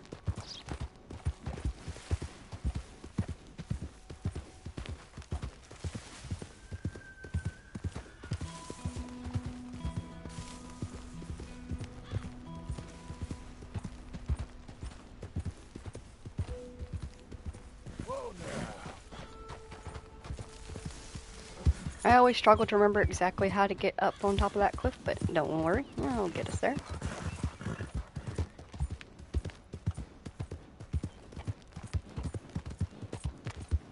Ah, this way. So you pass the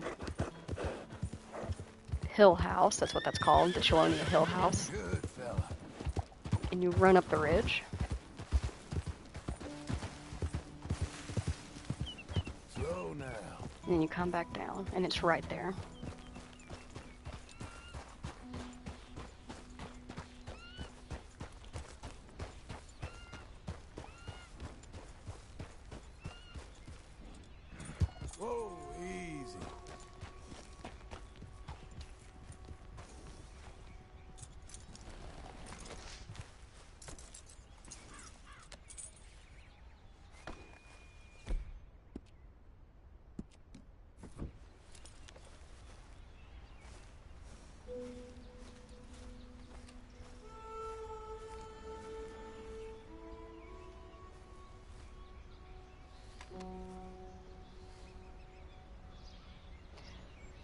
Arthur Morgan, blessed are those who hunger and thirst for righteousness. Depending on who your Arthur was, whether he was extremely honorable or dishonorable or mismatched, will depend on what your grave looks like. This is obviously the Max Arner grave.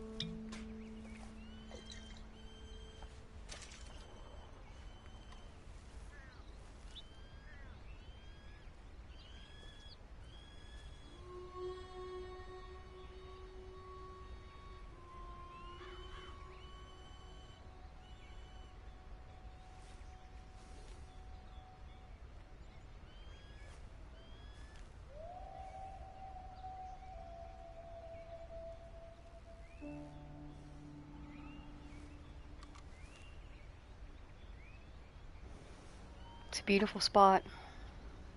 I think he would be happy with it.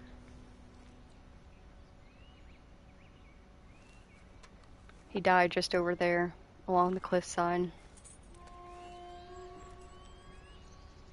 Honestly, real quick, shout out to Charles. He dug Arthur's grave. He buried him. Look at this. Look at this ground. It is majorly rock. It is majorly rock. Fuck yeah, Charles. Good man.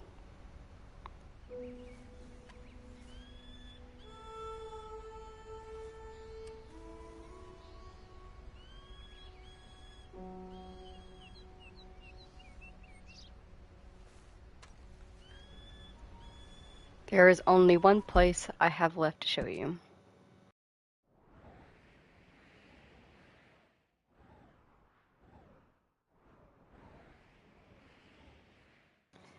If you remember, there was a time where I was looking for a house in the swamps. This is it. Our best bet will be to fast travel to Agros. That's exactly what we're going to do now.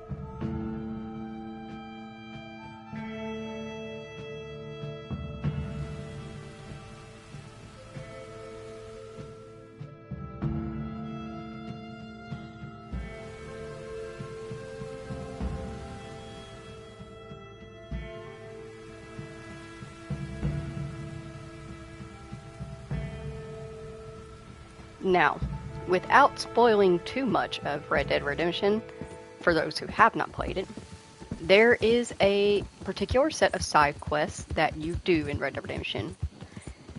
The side quests are titled The Strange Man. If you are unable to play the game for yourself for some reason, I heavily and highly recommend looking up The Strange Man and like watching videos of the interactions with the Strange Man. Depending on your personal beliefs, the Strange Man could be any of these following creatures or beings. He is God. He is the devil. He is an angel. He is a demon. He is death. He is life. It really depends on what you personally believe and how you view the Strange Man. I have always viewed the Strange Man as kind of like a judgment piece. He is watching so that he can lay out the right judgment for you when you die. Not quite an angel, not quite a demon. A person of neutrality whose only job in business is to watch you.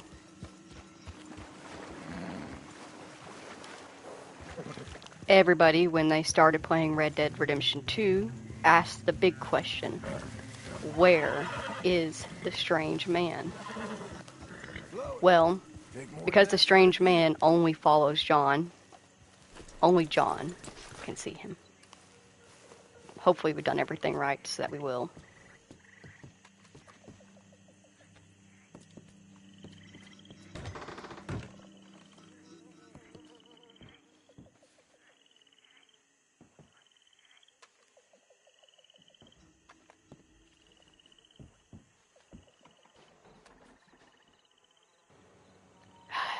I guess we missed something. I wonder what we missed. Fuck. God damn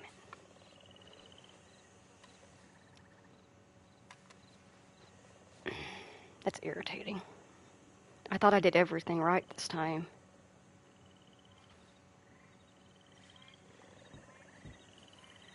Fucking hell.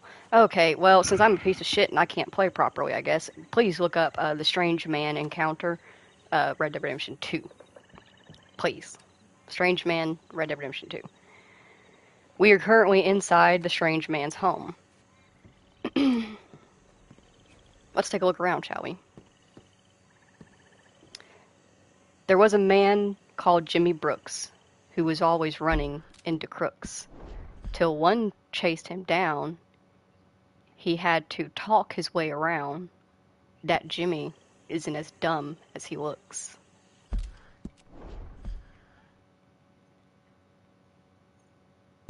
Gonna take off the border strength entirely. Up the exposure so we can see.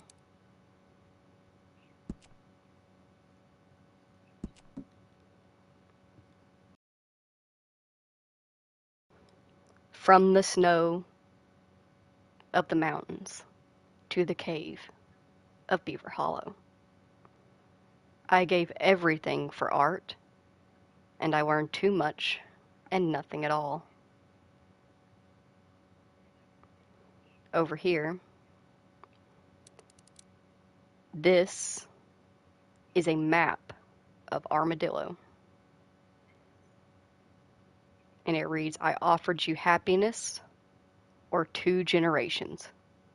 You made your choice. And if you remember, the Armadillo people believe that their town is well and fully cursed. Because it fucking was. The water is black with venom. His final toll will sound my greatest coming. I know you. The moon will shine on in the darkness. All of this is for John.